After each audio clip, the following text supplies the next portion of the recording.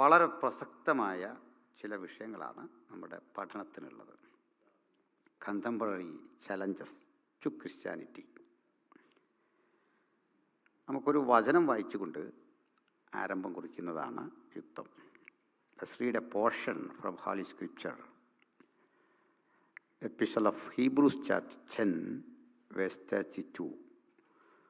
എബ്രായ ലേഖനം 10:32 മുതൽ ഉള്ള വേദഭാഗങ്ങൾ ആരെങ്കിലും ഒന്ന് വായിച്ച് സഹായിച്ചാൽ നല്ലതാണ്.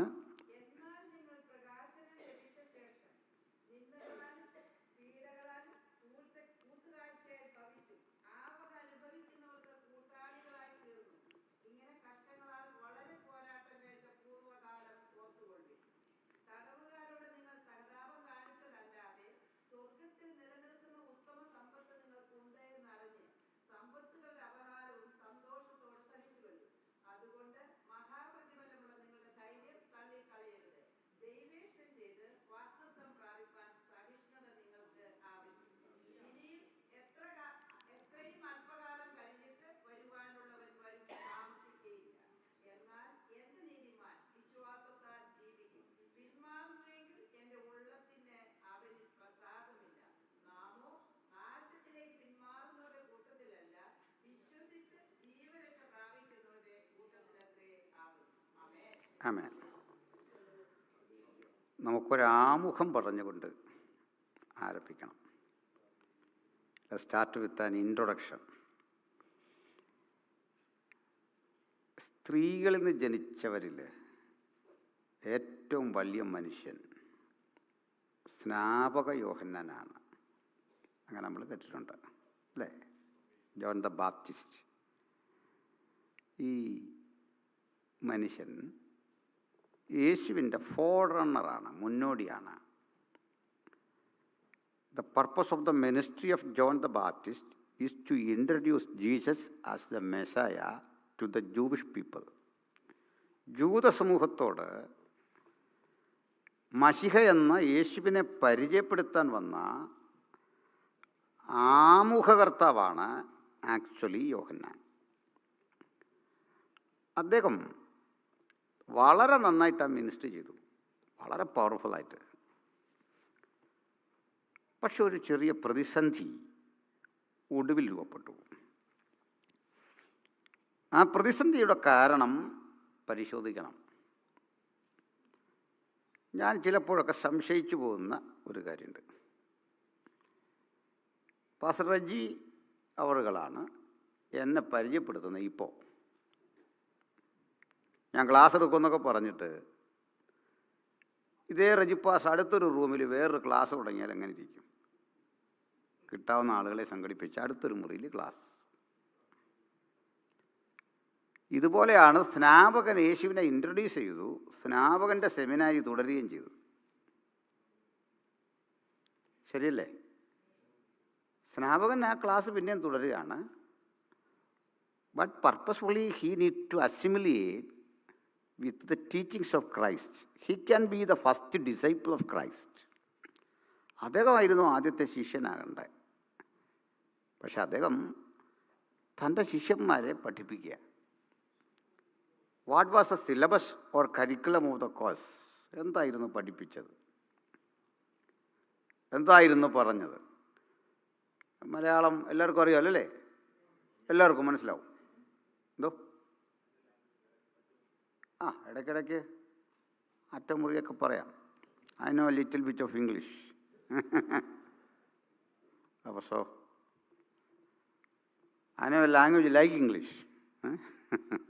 ഇംഗ്ലീഷ് പോലൊരു ഭാഷ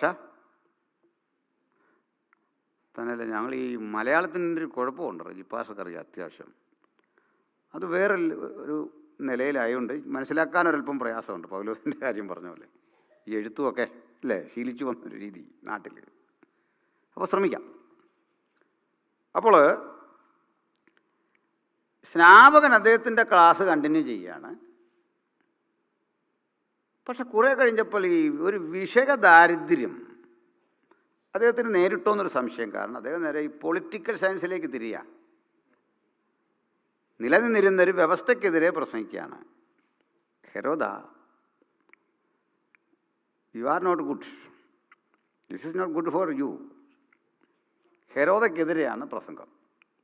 അത് നടക്കില്ല. കാരണം absolute power belongs to the dynasty. അപ്പോൾ ഡൈനാസ്റ്റിയുടെ കയ്യിലിരിക്കുന്ന അബ്സല്യൂട്ട് പവർ ഇന്നത്തെ പോലെ ഡെമോക്രസി അല്ല, ജനാധിപത്യമല്ല. പരിണിത ഫലം മരിക്കും. ഒടുക്കം അദ്ദേഹത്തെ ജയിലിലിട്ടു. ജയിലിൽ കിടക്കുന്ന യോഹന്നാൻ ഒരു ചോദ്യം ചോദിക്കുക. ശിഷ്യന്മാർ കാണാൻ വന്നപ്പോൾ, നിങ്ങൾ പോയിട്ട് യേശുവിനെ കാണണം, എന്നിട്ട് ചോദിക്കണം ഒരു ചോദ്യം, വരുവാനുള്ളവൻ നീ തന്നെയോ? ആ ശിഷ്യന്മാർ നമ്മളായിരുന്നെങ്കിൽ എന്ത് പ്രയാസമായിരുന്നല്ലേ. ഇത്രയും നാൾ മാഷെടുത്ത ക്ലാസ്സിനകത്ത് ഞങ്ങളോട് പറഞ്ഞെന്താ? ലോകത്തിൻ്റെ പാപത്തെ ചുമക്കുന്ന ദൈവത്തിൻ്റെ കുഞ്ഞാടാണ് വരുന്നത്. ബാപ്റ്റിസം നടത്തുമ്പോൾ പ്രാവെന്ന രൂപത്തിൽ പരിശുദ്ധാത്മാവ് ഇറങ്ങുന്നത് കണ്ടു. ഒരശരീരി ശബ്ദം കേട്ടു, ഇവൻ എൻ്റെ പ്രിയപുത്രൻ. ഇതെല്ലാം കേട്ടിട്ട് ഇപ്പം അങ്ങ് ചോദിക്കുകയാണ്, വരുവാനുള്ളവൻ നീയോ? ഇത്രയും വലിയ മെസ്സേജ് കിട്ടിയ ഇത്രയും ഒരു അഭിഷിക്തൻ, ഒരു വാഗ്ദത്ത പുത്രൻ, ഒരു പ്രാർത്ഥന മനുഷ്യൻ, സർവോപരി വിശുദ്ധൻ, സ്ത്രീകളിൽ നിന്ന് ജനിച്ചവരിൽ ഏറ്റവും വലിയ മനുഷ്യൻ, കാര്യത്തോടെടുപ്പ് പതറിപ്പോയി. പക്ഷേ ബൈബിളിലൊരു ചെറിയ മനുഷ്യനുണ്ട്, പേര് സെയിൻറ്റ് പോൾ. ശൗൽ, ആ പദത്തിന് തന്നെ ചെറിയവൻ എന്നർത്ഥം. പൗലോസ് എന്ന് പറഞ്ഞാൽ, ശൗൽ എന്ന് പറഞ്ഞാലും അർത്ഥം ചെറിയവൻ. വാഗ്ദത്ത പുത്രനല്ല, യേശുവിൻ്റെ മുന്നോടിയല്ല, 12 ഈശന്മാരിൽ ഒരുവനല്ല, യേശുവിൻ്റെ ക്ലാസ്സിൽ പഠിച്ചിട്ടില്ല. ആ മനുഷ്യനും തടവിലായി. വലിയ പ്രതിസന്ധി കൂടാ. യോഹന്നാൻ ഒരു തവണ കയറിയതേ ഉള്ളൂ. പൗലോസ് ഒരു വട്ടമാണോ? അടുത്ത തവണ പോവാണ്.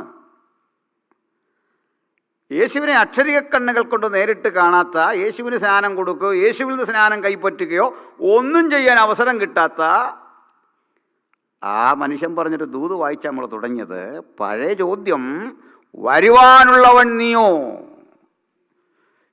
ചോദ്യം എലിസബത്തിൻ്റെയും സക്രിയായുടെയും മകനായ സ്നാപക യോഹന്നാൻ, സ്ത്രീകളിൽ നിന്ന് ജനിച്ച ഏറ്റവും വലിയ മനുഷ്യൻ, വരുവാനുള്ളവൻ നീയോ? ഉത്തരം, തർസോസിലെ ശൗൽ എന്ന് വിളിപ്പേരുള്ള പൗലോസ്. ഇനി എത്രയും അല്പകാലം കഴിഞ്ഞിട്ട് വരുവാനുള്ളവൻ വരും, താമസിക്കയില്ല. അതുവരെ എൻ്റെ നീതിമാൻ വിശ്വാസത്താൽ ജീവിക്കും. എന്തൊരു പവർഫുൾ വാക്കുകളല്ലേ. എന്നിട്ട് ഒരു കാര്യം കൂടെ പറഞ്ഞു, പിന്മാറുന്നുവെങ്കിൽ എൻ്റെ ഉള്ളത്തിൽ അവന് പ്രസാദമില്ല. ഇതാണെന്ന് വായിച്ചു തുടങ്ങി. ഈ വാക്കുകൾക്ക് എന്തൊരു ആനന്ദം അല്ലേ. ഈ മനുഷ്യനാണ് പറഞ്ഞിരുന്നത്, പേടിക്കരുത്, പിന്മാറരുത്. സുഖലോലുപതയുടെ ഒരു സേഫ് സോണിൽ നിന്നുകൊണ്ടല്ല പറഞ്ഞത്, വല്ലാത്ത പ്രതിസന്ധിയിൽ അകപ്പെട്ടവനോട് പറയുകയാണ്, ഭയപ്പെടരുതെന്ന്, പേടിക്കരുതെന്ന്, ഭാരം വേണ്ടെന്ന്. ഇതൊരു ക്ലാസ് ആണെങ്കിലും ഇതൊരു വചന സൂക്ഷിയാട്ടോ. ഇപ്പം നോട്ട് എഴുതിയില്ലെങ്കിലും ഹൃദയത്തിൽ സംഗ്രഹിച്ചോണം. ഹല്ലേലൂയ. കാരണം വചനം നമ്മളെ ഇങ്ങനെ ശുദ്ധീകരിച്ചുകൊണ്ടിരിക്കും. ദൈവദാസന്മാർക്ക് അവരോട് ചോദിച്ചാൽ പറയും, ഒത്തിരി ക്ഷീണിച്ച് നമ്മളിരുന്നാൽ പ്രവാചകൻ്റെ അടുത്ത് പോകുന്നില്ലെന്നല്ല, നമ്മളൊന്ന് പ്രസംഗിച്ച അനുഭവം അങ്ങനെ അല്ലേ ചാ? പിന്നെ നമ്മൾ ഇതിൻ്റെ പകുതി അടി ഞങ്ങൾക്കിട്ടാണ് കിട്ടുന്നത് പറയുമ്പോൾ. നിങ്ങളറിയുന്നില്ലെന്നേ ഉള്ളൂ അല്ലേ. നമ്മളും സർവീസ് ചെയ്യപ്പെടുന്നുണ്ട്, ശുദ്ധീകരിക്കപ്പെടുന്നുണ്ട് അല്ലേ. എന്ന് പറഞ്ഞാൽ വചനത്തെ നമ്മളങ്ങോട്ട് നമ്മെ തന്നെ വചനത്തിന് വിട്ടുകൊടുക്കുമ്പോൾ അത് നമ്മിലേക്ക് ഇറങ്ങി വരും. ഹല്ലേലൂയ. അത്ര പവർഫുള്ളായ ആയുധമാണ് ദൈവത്തിൻ്റെ വചനം. അപ്പോൾ സമകാലികമായ വെല്ലുവിളികൾ, കണ്ടംപററി ചലഞ്ചസ് പറയുമ്പോൾ നമുക്ക് ഇതിൻ്റെ ഒരു ബാക്ക്ഗ്രൗണ്ടിൽ നിന്ന് തുടങ്ങണം. ഇതൊരു പുതുമയൊന്നുമല്ല, പുതിയ കാര്യമല്ല. ഒരു ചെറിയ പ്രശ്നം, ഈ വെളിപ്പാട് പുസ്തകമൊക്കെ പഠിപ്പിക്കുന്ന ആളുകൾ സാധാരണ പറയുന്നത് നമ്മളിപ്പോൾ ലവോദിക്ക പീരീഡിലാണെന്ന് അല്ലേ. എനിക്കത് വലിയ വിശ്വാസമുള്ള ആളല്ല. ഈ ലവോദിക്ക പീരീഡിൽ വന്നു എല്ലാം തകർന്ന് കിടക്കുകയാണ്. ഈ ശുഭാപ്തി വിശ്വാസങ്ങൾ, ഒപ്റ്റിമിസ്റ്റിക് അല്ലാതെ നമുക്ക് ക്രിസ്ത്യൻ ലൈഫിനെ കാണാൻ പാടില്ല. നമ്മളിന്ന് ഏറ്റവും തകർന്നൊരു ക്രിസ്ത്യാനിറ്റിയാണ്. എല്ലാം തകർന്നു കിടക്കുന്നു. ഇന്ത്യയിൽ പോരാ, അമേരിക്കയിൽ വല്ലാത്തൊരവസ്ഥയാണ്, UK തകർന്നു കിടക്കുന്നു. അങ്ങനെയൊന്നും അല്ലെന്നേ. അങ്ങനെ അങ്ങ് തകർന്നൊന്നും കിടക്കില്ല. ഇതാരാ ഈ കാലഘട്ടം തിരിച്ചു തന്നൊരു പിടിയില്ല. കുറച്ച് നാൾ നമ്മൾ ആട്ടെ. ഇപ്പോൾ നമ്മളെല്ലാം ഈ ലവോദിക്ക പീരീഡിലാണെന്ന് പറഞ്ഞാൽ പാവം ഗ്രഗാസ്റ്റൈൻസിൻ്റെ ഭാര്യയൊക്കെ എന്ത് ചെയ്യും? അവർ ഉഷ്ണവാനും ശീതവാനും അല്ലാത്ത ആൾക്കാരാണോ? ഇന്നും കിട്ടി. ഛത്തീസ്ഗഡിലൊക്കെ ആലയം ഇടിച്ച് തകർത്ത് പാവങ്ങൾ ഇതുവഴി രക്തമൊഴുക്കിക്കൊണ്ട് വന്ന് അവരെ നിർബന്ധിക്കുക ജയ് ശ്രീറാം എന്ന് വിളിക്കാൻ. അവരെന്നോട് വിളിക്കുക ജയ് മഷിക. അവരെന്ന് കേട്ട് നമ്മൾ പറയാം ഉഷ്ണവാനും അല്ല ശീതവാനും അല്ലെന്ന് പറഞ്ഞാൽ എങ്ങനെ നോക്കും? അത് തന്നെ വേറെ ന്യായവിധി വരും. ആവശ്യമില്ലാതെ പറയരുത്. എൻ്റെ ഒരു പഠനം, 7 സഭകളിലും പെട്ടവൻ ഇന്നും ഉണ്ട് അന്നും ഉണ്ട്. ഉഷ്ണവാനും ശീതവാനും അല്ലാത്തവൻ അന്നും ഉണ്ട് ഇന്നും ഉണ്ടെന്ന്. ഉടുപ്പ് മലിനമാകാത്ത കുറേ പേർ സർദീസിലുള്ളതുപോലെ നമ്മുടെ ഇടയിലും ഉണ്ടെന്ന്. അതാണ് ഈ തീരുമ്പോൾ പറയും, ആത്മാവ് സഭകളോട് പറയുന്നത് എന്തെന്ന് ചെവിയുള്ളവൻ കേൾക്കട്ടെന്ന്. തുടക്കം ഒരു ചർച്ചിനോടാ, ദൂത് കൺക്ലൂഡ് ചെയ്യും പറയാം സഭകളോട്. ബഹുവചന നമുക്കെല്ലാം ഉള്ളതാണ് 7 ദൂതും. അല്ല ഒരു കാലത്തേക്കൊന്നും എഴുതി വെച്ചല്ല, എല്ലാ വചനവും നമുക്ക് വേണ്ടതാണ്. അപ്പം ഇതിൻ്റെ കാരണം, ഈ ചർച്ചിന് പീഡ വന്നത് ഒരു പുതിയ കാര്യമല്ലെന്ന് പറയാനാ. വിടുതൽ വന്നതും പുതിയ കാര്യമല്ല.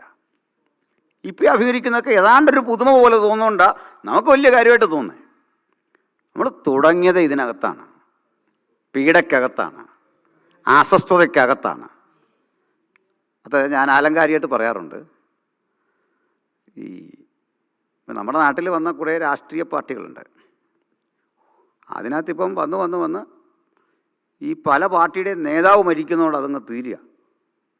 ഇന്ത്യയിൽ ഒത്തിരി പാർട്ടികൾ നശിച്ചുപോയി. അതിലും പെട്ടെന്ന് നശിക്കേണ്ട മാർഗമായിരുന്നു നമ്മുടെ സുവിശേഷം. കാരണം യേശു മരിക്കുന്നത്, ആ സന്ദർഭം നിങ്ങൾ മാനുഷികമായിട്ട് നോക്കണം. കെട്ടുറപ്പുള്ളൊരു സംഘടന ഇല്ല. ട്രഷറാണെങ്കിൽ ആത്മഹത്യ ചെയ്തു. കണക്കുണ്ടോ കാര്യമുണ്ടോ അതുമില്ല. ഞങ്ങൾക്ക് അവിടെ ഒരു ട്രഷറുണ്ടായിരുന്നു. പുള്ളി ഈ കണക്ക് ചോദിച്ചു കഴിഞ്ഞാൽ പറയും, ഈ അല്പം കഴിഞ്ഞാൽ പറയും എനിക്ക് പ്രഷറുള്ള ഷുഗറുള്ള മനസ്സിലായോ എന്ന് ചോദിച്ചു ഭയങ്കരമായിട്ടങ്ങ് ചൂടാവും. അതിനാ പ്രഷർ തീർന്നേ, ഞാൻ പോവാ, ഞാനെല്ലാം ഇട്ടിട്ട് പോവാന്ന് പറയും.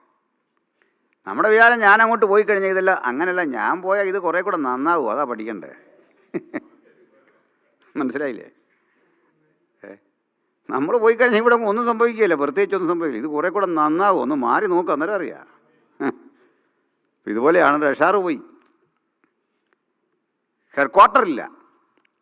ഒന്നിച്ച് കൂടാനുള്ളൊരു സ്ഥലം മാർക്കോസിൻ്റെ വീടാണ്. അവിടെ ഒന്നിച്ച് കൂടുന്നേ. കൊള്ളാവുന്നൊരു നേതാവും ഇല്ല. ഉണ്ടായിരുന്ന ഒരുത്തനായിരുന്നു പത്രോസ്. പുള്ളി ഇപ്പോൾ ഒളിച്ചിരിക്കുക കർത്താവ് മരിക്കുമ്പം. ഞാൻ അവനെ അറിയുന്നു പോലും ഇല്ലെന്ന് പറഞ്ഞിട്ടാണ് പോയേക്കുന്നത്. ഒറ്റൊരുത്തനും കൊള്ളൂല. ഇങ്ങനൊരു സംഘടനയെ ആകാശത്തിനും ഭൂമിക്കും അല്ലാത്ത അവസ്ഥയിലാക്കിയിട്ട് യേശുദേവ് മരിച്ചു. നാട്ടുകാരല്ല എന്നൊക്കെ ഫേസ്ബുക്കൊക്കെ കൊണ്ട് കമൻ്റ് എടുത്ത് തീർന്നു, സംഗതി തീർന്നു. ഇനി വരവില്ല. ആ നിരീക്ഷണം കറക്റ്റാണ്. നിരീക്ഷരൊക്കെ പറയും അത് കറക്റ്റാണ്. കാരണം എന്താ, ലീഡർഷിപ്പിലുള്ള ആൾ മരിച്ചു. ഒരു വിവേകം കാണിക്കണമായിരുന്നു യേശു. എന്താണെന്നറിയണ്ടേ, കഴിവുള്ള ഒരാളിനെ പിടിച്ചിട്ട് കഴിവുള്ളവനെ വെക്കണമായിരുന്നു. നിക്കോദിമോസുമൊക്കെ വന്നാ പ്രാപ്തന. എത്ര കഴിവുള്ളവർ വന്നു. ലീഡർഷിപ്പ് കൊടുക്കണ്ട, പക്ഷെ കൊടുത്ത ആർക്കാണ്? പത്രോസിനാ. നമ്മളാണെ കൊടുക്കും, ഇതുപോലൊരു മനുഷ്യനെ കൊടുക്കൂല. അപ്പോഴേ പത്രോസിൻ്റെയൊക്കെ അറിവ് ഞാൻ പലപ്പോഴും ഇങ്ങനെ ഓർത്തിട്ടുണ്ട്, ക്ഷമിക്കണം. നമ്മുടെ കർത്താവ് കടലിൻ മീതെ നടന്നു വരിക. നടന്നു വരുമ്പോൾ ചോദിക്കുകയാണ്, ഇത് കർത്താവാണെന്ന് കുറേ പേര്, അത് പിശാചാണെന്ന് ചില പേര്, ഭൂതം. പത്രോസ് തന്നെ പരിഹാരം ഉണ്ടാക്കിയിട്ട് പറയാം, അതവിടെ നിൽക്കുക, നമുക്ക് ആ വരുന്ന ആളിനോട് തന്നെ ചോദിക്കാമെന്ന്.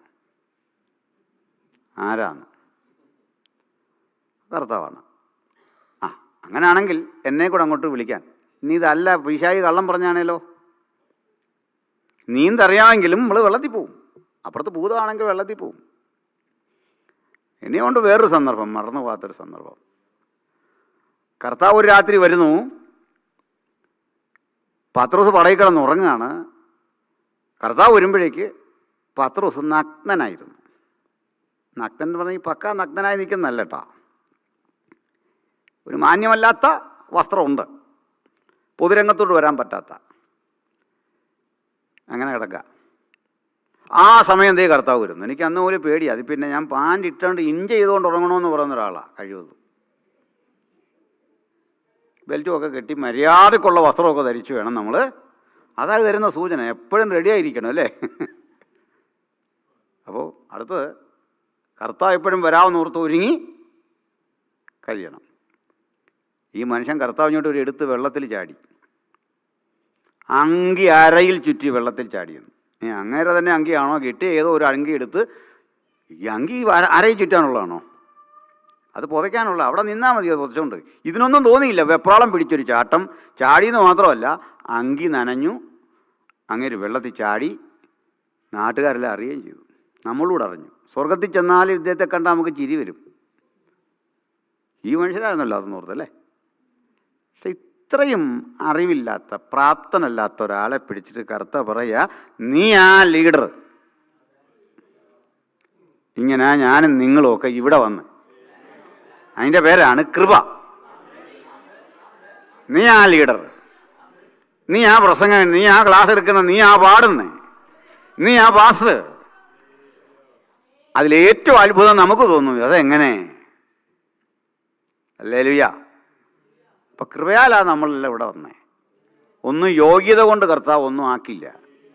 ഞാൻ ഒത്തിരി എടുത്തത് പറഞ്ഞിട്ടുള്ളൊരു മെസ്സേജാണ്. യോഗ്യത വെച്ച് ട്രഷറാക്കേണ്ട ആൾ മത്തായി ആയിരുന്നു. കാരണം പുള്ളിക്ക് അക്കൗണ്ടൻസിയൊക്കെ നല്ല വശമുള്ള ആളാണ്. എന്താ കാര്യം? പണി ചുങ്കം പിരിക്കുകയാണ്. അക്കൗണ്ടൻസി അദ്ദേഹം നന്നായി പഠിച്ചൊന്ന് തെളിവ് ആ വംശാവലി വായിച്ചാൽ മതി. ആദ്യത്തെ ജീനിയോളജി. അതിങ്ങനെ അക്കൗണ്ടൻസി പോലെ ഇങ്ങനെ തലമുറകൾ, അബ്രഹാം മുതൽ ദാവീദ് വരെ 14, ദാവീദ് മുതൽ, അത് അക്കൗണ്ടൻസി. അത് അടുക്കി വെച്ചിരിക്കുക. ഈ ക്രമത്തെ കണക്കെല്ലാം റെഡിയാക്കി വെച്ചിരിക്കുക. അക്കൗണ്ടൻസി കൊടുത്തോ? ഈ ട്രഷറാക്കിയോ? ഇല്ല. അപ്പോൾ പറഞ്ഞത്, ഇത്തരം അസ്വസ്ഥതയിൽ കിടന്ന ഒരു സ്ഥാപനം. പക്ഷെ അവരൊരു കാര്യം അറിഞ്ഞില്ല. പിശാചുക്കളൊരു കാര്യം അറിഞ്ഞില്ല, എതിരാളികളൊരു കാര്യം അറിഞ്ഞില്ല, മനുഷ്യത്വം കൊണ്ട് വിലയിരുത്തുന്നവരൊരു കാര്യം അറിഞ്ഞില്ല.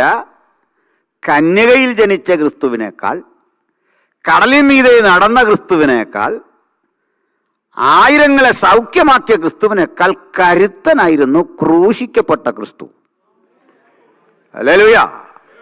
അത് കരുത്താ, ശക്തിയാണ്. അങ്ങനെ ഞാൻ എൻ്റെ സഭയെ പണിയും, പാതാള ഗോപുരങ്ങൾ ജയിക്കയില്ലെന്ന് വാഗ്ദത്തം കൊടുത്തവൻ ഒരു കാര്യം കൂടി പറഞ്ഞു. ഞാൻ പോയില്ല ഒക്കില്ല. ഞാൻ പോയി കഴിഞ്ഞാൽ മാസ്റ്റർ ടീച്ചർ വിൽ കം. ഗൗരവമുള്ളൊരു അധ്യാപനം ഇനി വരും. ക്ലാസ് അങ്ങ് തുടങ്ങും. സകല സത്യത്തിലും വഴി നടത്തുന്ന ആളാണ് പരിശുദ്ധാത്മാവ്. നമ്മൾ ഇതൊക്കെ ഈ വരുന്ന വഴിക്ക് കുറേ കാര്യം പരിശുദ്ധാത്മാവിനെ പറ്റിയൊക്കെ കൊണ്ട് പറയാൻ. അപ്പോൾ പരിശുദ്ധാത്മാവ് വരുമ്പോൾ പത്രോസ് എന്ന മനുഷ്യനുണ്ടല്ലോ, നമ്മൾ കണ്ട ആൾ, ഇതൊക്കെ പറയുമ്പോൾ ഒരു ആത്മാർത്ഥതയുള്ളൊരു മനുഷ്യനാണ് അല്ലേ. കഴിവില്ലാലോ, അങ്ങനെ ആത്മാർത്ഥത. എന്ത് ചെയ്യണമെന്നും അറിയില്ല, പക്ഷെ എന്തൊക്കെയോ ചെയ്യണമെന്ന് ആഗ്രഹിച്ചു കൂടിയ ഒരു പാവത്താൻ. തള്ളിക്കളയാൻ പറ്റില്ലെന്നേ. കർത്താവിനത് വലിയ സന്തോഷമാണ്. കഴിവുള്ളവരെക്കാൾ സന്തോഷം ആത്മാർത്ഥതയുള്ളവനെ കിട്ടിക്കഴിഞ്ഞാൽ. ആ സഭ വളരും, ദേശം വളരും. ആത്മാർത്ഥ ഭയങ്കരമാണ്. ഹല്ലേലൂയ. ഇപ്പം ഇവിടെ ഒരു വസ്തു കിടക്കുന്ന കണ്ടു, നീക്കം ചെയ്യേണ്ട ഒരു മാലിന്യം കിടക്കുന്നുണ്ട്. ഇതാരാ ഇവിടെ ഇട്ടേന്ന് ചോദിക്കുന്നവൻ ആത്മാർത്ഥയില്ല, അതെടുത്ത് കളയുന്നതാണ് ആത്മാർത്ഥ. ഇതാരാ ഇട്ടേന്ന് അറിഞ്ഞിട്ട് നമ്മൾ കേസിന് പോകാൻ പോകണം. ഏതായാലും നമ്മൾ കോടതിയിൽ പോകുന്നില്ല, ഇതെടുത്ത് ഡിസ്പോസ് ചെയ്യുക. അതാണ് ആത്മാർത്ഥത. പ്രശ്നം ഒന്ന് പരിഹരിച്ചു പോവുക. ആമേൻ. അങ്ങനെ കർത്താവ് പഠിപ്പിച്ച ആ ഉപദേശങ്ങളിൽ അടിയുറച്ച് നിന്ന് പത്രോസൊക്കെ അല്പം കഴിഞ്ഞങ്ങ് ചാർജായില്ലേ. ഒന്നാമത്തെ പ്രസംഗം തന്നെ എന്തൊരു തകർപ്പായിരുന്നല്ലേ. സ്തോത്രം. എവിടുന്നൊക്കെയാണ് കൊട്ടേഷൻ എടുക്കുന്ന അറിയണ്ടേ. ബേത്സയിദ കടൽക്കരയിലെ ഒരു മത്സ്യബന്ധന തൊഴിലാളി പ്രസംഗിച്ചു. ഒരു ഫിഷർമാൻ ഫ്രം ബദേസ്ത. എന്താ പ്രസംഗിച്ചു തുടങ്ങിയേ? ആദ്യത്തെ പ്രസംഗം ഉണ്ടല്ലോ, ചർച്ച ആരംഭിച്ച ആദ്യത്തെ പ്രസംഗം തന്നെ ഖണ്ഡന പ്രസംഗമാണ്. First message delivered by Saint Peter answering Jewish people. ജൂതന്മാർക്ക് മറുപടി കൊടുക്കുകയാണ്. എന്താ പറഞ്ഞു വെച്ചെന്നറിയണ്ടേ? നിങ്ങൾ വിചാരിക്കുമ്പോൾ ഇത് വീഞ്ഞു കുടിച്ചതല്ല, ക്ലാരിഫൈ ചെയ്ത് കൊടുക്കുക. ഇത് യോവേൽ പ്രവാചകന്റെ പ്രവചന പുസ്തകത്തിൻ്റെ നിവൃത്തിയാണ്. ഇതാരാ പറഞ്ഞെന്നറിയണ്ട? ശാസ്ത്രിമാരുണ്ട് ഇത് എഴുതുന്ന കക്ഷികൾ. ഇവർ നിറഞ്ഞിരിക്കുന്ന ഒരു ഓഡിയൻസിനോട് പറയുകയാണ് ഇത് പ്രവചന നിവൃത്തിയാ. ഈ മനുഷ്യൻ എങ്ങനെ ഇതൊക്കെ വായിച്ചു? ഇവയെ തമ്മിൽ ലിങ്ക് ചെയ്യിക്കാനുള്ള കഴിവെങ്ങനെ കിട്ടി? ഇതാണ് ആത്മനിറവ് വന്നപ്പോൾ വചനത്തിൻ്റെ ആഴങ്ങളിലൂടെ കടന്നതിനെ പരിശോധിച്ച് വ്യാഖ്യാനിക്കുവാൻ പത്രോസിന് ദൈവം കൃപ കൊടുത്തു. അവിടെ നമ്മളങ്ങ് വളരുക. അങ്ങനെ വളർന്ന് ഇവിടെ വരെ എത്തിയേ. ഹല്ലേലൂയ. അന്ന് തുടങ്ങിയ തുടക്കമാണ്. ഈ വഴിത്താരയിൽ ഒരു സംഭവം ഉണ്ടാകുകയാണ്. അതിൽ ഞാൻ സമകാലിക ഒരു വിഷയത്തിലേക്ക് നേരെ കയറുക. നമുക്ക് സമകാലിക സംഭവങ്ങളെ രണ്ടായി തിരിച്ച് പഠിക്കാം. സമകാലികം എന്ന് പറഞ്ഞാൽ പോലെ എക്കാലത്തുള്ള വിഷയം, അത് ഞാൻ വീണ്ടും പൂരിപ്പിക്കുന്നു. പുതുമകളൊന്നും ഇവിടെ ഇല്ല. എല്ലാം പഴയ കാര്യങ്ങൾക്ക് പുതിയ വേർഷൻ വന്നിരിക്കുന്നു. ഫസ്റ്റ് സെഞ്ചുറി ചർച്ച് നേരിട്ടതെന്തോ അതേ സംഭവങ്ങൾക്ക് പുതിയ വേർഷൻ, പുതിയ മാനം, സെയിം തിങ് റിപ്പീറ്റ് ചെയ്യപ്പെടുന്നു. ഇതാണ് കാണുന്നത്. അപ്പോൾ രണ്ട് തലങ്ങൾ അതിനുണ്ടെന്ന് ഞാൻ പറഞ്ഞു. ഒന്ന് ഇൻറ്റേണലാണ്, മറ്റൊന്ന് എക്സ്റ്റേണലാണ്. ബാഹ്യവും ആന്തരികവുമാണ്. ഉള്ളിലുള്ളതും പുറത്തുള്ളതും രണ്ട് കാര്യങ്ങൾ. ഉള്ളിലെന്ന് വെച്ചാൽ സഭയ്ക്കകത്ത് നിന്ന് ഉൽപ്പാദിതമാകുന്ന ചില പുതിയ പ്രവണതകൾ. ആ പ്രവണതകളിൽ ചിലത് യഹോവ എന്ന് പഴയ നിയമത്തിൽ വിവക്ഷിക്കുന്ന ദൈവം ക്രൂരനും ഭീകരനും കൊല്ലുകയൊക്കെ ചെയ്യുന്ന ഒരു വല്ലാത്ത വ്യക്തിയാണ്. ചിലത് കൊണ്ട് യഹോവ വിരുദ്ധമായൊരു മാനസികാവസ്ഥ. ചിലർ ആ പഴയ നിയമത്തിൻ്റെ നിരാസം, റിജക്റ്റിംഗ് ഓൾഡ് ടെസ്റ്റമെൻറ്റ്, അതെല്ലാം ഇതൊരു കണക്റ്റഡാണ്. നിങ്ങൾക്കും ഇങ്ങനൊരു കേൾവി കേട്ടിട്ടുണ്ടാവും. ഇതുകൊണ്ട് അനുബന്ധമായ മറ്റൊരു സംഭവം Holy Trinity, denying Holy Trinity, doctrine of Trinity നിഷേധിക്കുക. ഇത് കൂടാതെ കുറേയേറെ കാര്യങ്ങളുണ്ട്. ആഭ്യന്തരമായി ഇങ്ങനെ വരുന്ന ഈ സംഗതികൾ ഇവിടം കൊണ്ട് തീരത്തില്ല. ഇത് ബാഹ്യലോകത്ത് നിൽക്കുന്നവനെടുത്തിട്ട് നമുക്കെതിരെ പ്രയോജനപ്പെടുത്തുക. ആയുധം പോകുന്നല്ല ഇവിടുന്നാണ്. ട്രിനിറ്റിക്കെതിരെ നിങ്ങൾ പറയുന്ന എന്തോ അത് മറ്റവൻ കയ്യിലെടുത്തിട്ട് അത് വെച്ച് നമ്മളെ വീശും. നിങ്ങൾക്കറിയാം, ഞങ്ങൾ ഡിബേറ്റിലൊക്കെ പോകുമ്പോൾ ട്രിനിറ്റിക്കെതിരെ പറയുന്ന ഇസ്ലാമിക സഹോദരന്മാർ ഉപയോഗിക്കുന്നത് നമ്മളിൽ ചിലർ ട്രിനിറ്റിക്കെതിരെ പറഞ്ഞ വാക്കുകൾ എടുത്തുകൊണ്ട് വന്നാണ്. ആ ഗ്രന്ഥം, ആ റഫറൻസ് അടക്കം അവർ പറയും. അപ്പോൾ നമുക്ക് അകത്തും പുറത്തും ഒരുപോലെ പ്രതിരോധം തീർക്കണം. അത് കൂടുതൽ യുവാക്കളെ സ്വാധീനിക്കുന്നു ഈ പഠനങ്ങൾ. എക്സാമ്പിൾ, അമാലക്കൈസിനെ കൊല്ലാൻ പറയുന്നു. എത്ര ഭീകരമായിട്ട് പറഞ്ഞേ, കുഞ്ഞുങ്ങളെ, സ്ത്രീകളെ, കന്നുകാലികളെ എല്ലാം കൊന്നേക്കണം. അപ്പോൾ ഭീകരമായ കൊലകൾ, ഈ മറ്റ് യുദ്ധങ്ങൾ, കല്ലെറിഞ്ഞുള്ള കൊല, തെറ്റുകൾക്ക് ഇതൊക്കെ ഇൻസ്റ്റിറ്റ്യൂട്ട് ചെയ്ത ദൈവം തന്നെയാണോ കരുണാമയൻ എന്ന് നമ്മൾ പറയുന്ന പുതിയ നിയമത്തിലെ ദൈവം? ഈ രണ്ട് ഐഡിയോളജിയുടെ ഒരു ഡൈക്കോട്ടമിക്കുള്ളിലേക്ക് സമൂഹം എത്തുന്നു എന്നുള്ളതാണ് ഇന്ന് ചലഞ്ചുകളിൽ ഏറ്റവും സുപ്രധാനം. ശരിയാണോ? അപ്പം നമുക്ക് അവിടെ മുതലൊന്ന് അതിന് ഉത്തരം പണ്ടേ ബൈബിളിലുണ്ട്. അതിനെഴുതിയാണ് സത്യത്തിൽ എബ്രായ ലേഖനം. അതിനാ വാക്യവും വായിച്ചേ, വചനം വായിച്ചു തുടങ്ങി. എബ്രായ ലേഖനം എന്ന് പറയുന്നത് കൊരിന്ത ലേഖനം, റോമാലേഖനം എന്ന് പറയുന്ന പോലൊരു ലേഖനമല്ല. കാരണം അതൊരു സ്ഥലത്തെ ജനങ്ങളെ എയിം ചെയ്ത് എഴുതുന്നതാണെങ്കിൽ ഇതൊരു ദേശീയതയെ എയിം ചെയ്ത് എഴുതുന്നത്, നാഷണാലിറ്റി എന്ന് വെച്ചാൽ യഹൂദന്മാർക്ക് എഴുതിയ ലേഖനം, ജൂവിഷ് എപ്പിസലാണ്. ഈ ജൂവിഷ് എപ്പിസൽ എന്ന് പറഞ്ഞാൽ 1-ാം നൂറ്റാണ്ടിൽ ഒരുപറ്റം യഹൂദ സമൂഹത്തിൽ ഒരുപറ്റ ആളുകൾ യേശുവിനെ സ്വീകരിച്ചു വന്നു. ഒറ്റവാക്ക് പറഞ്ഞ് ജൂവിഷ് ക്രിസ്ത്യൻസ്. എല്ലാവരിൽ നിന്ന് വിഭിന്നമായി ഇവർക്ക് 2 തരം പീഡകൾ നേരിടേണ്ടി വന്നു. ഒന്ന് റോമൻ ഭരണകൂടത്തിൻ്റെ ഒഫീഷ്യലായിട്ടുള്ള അറ്റാക്ക്, റോമൻ പെർസിക്യൂഷൻ. എംപററുടെ അനുവാദത്തോടു കൂടി അന്നത്തെ ഈ ഗവർണർ ജനറലിൻ്റെ പിന്തുണയോടുകൂടി റോമക്കാർ നടപ്പിലാക്കുന്ന ഭീകരമായ ആക്രമണം. രണ്ടാമത്തത് മുമ്പ് പറഞ്ഞ ജൂതന്മാർ തന്നെ ഈ ജൂത ക്രിസ്ത്യാനികളെ കൂടുതൽ പീഡിപ്പിച്ചു. ആ പീഡ അങ്ങോട്ട് ശക്തിപ്പെട്ടു. പക്ഷേ ഇവർ സഫർ ചെയ്തു കേട്ടോ, വല്ലാതെ സഫർ ചെയ്തു. മറ്റേതൊരു സഭയെക്കാളും ഇത്രയും സഫർ ചെയ്തവരില്ല. അപ്പോൾ കുറേ കാലം ഇത് പിന്തുടർന്നു, ഇങ്ങോട്ട് പിന്നിട്ടു. ഞാനിവിടെ കഴിഞ്ഞൊരു യോഗത്തിൽ പറഞ്ഞു 6 കാരണങ്ങളാലാണ് റോമക്കാർ നമ്മളെ ഉപദ്രവിച്ചത്. 6 reasons behind the persecution of Roman empire. എന്തൊക്കെയായിരുന്നു കാരണം? ഒന്നാമത്തെ കാരണം, അവർ പറയാം അവർക്കൊരു അക്യൂസേഷൻ നമുക്കെതിരെ തന്നത് Christians are man eaters, they are practising cannibalism practice ചെയ്യുന്നു. നരഭോജികളാണ് നമ്മൾ. അതിന് കാരണം ഈ സാക്രമെൻറ്റിൽ, അല്ലെങ്കിൽ കൂദാശ എന്നൊക്കെ നമ്മൾ പറയുന്ന, കൂദാശ എന്നൊരു പദം നമുക്ക് വർജിക്കേണ്ട പദമല്ല, ഹോളി എന്നേ അർത്ഥമുള്ളൂ. ഖദേശ്, അതിൽ നിന്നാണ് കൂദാശ.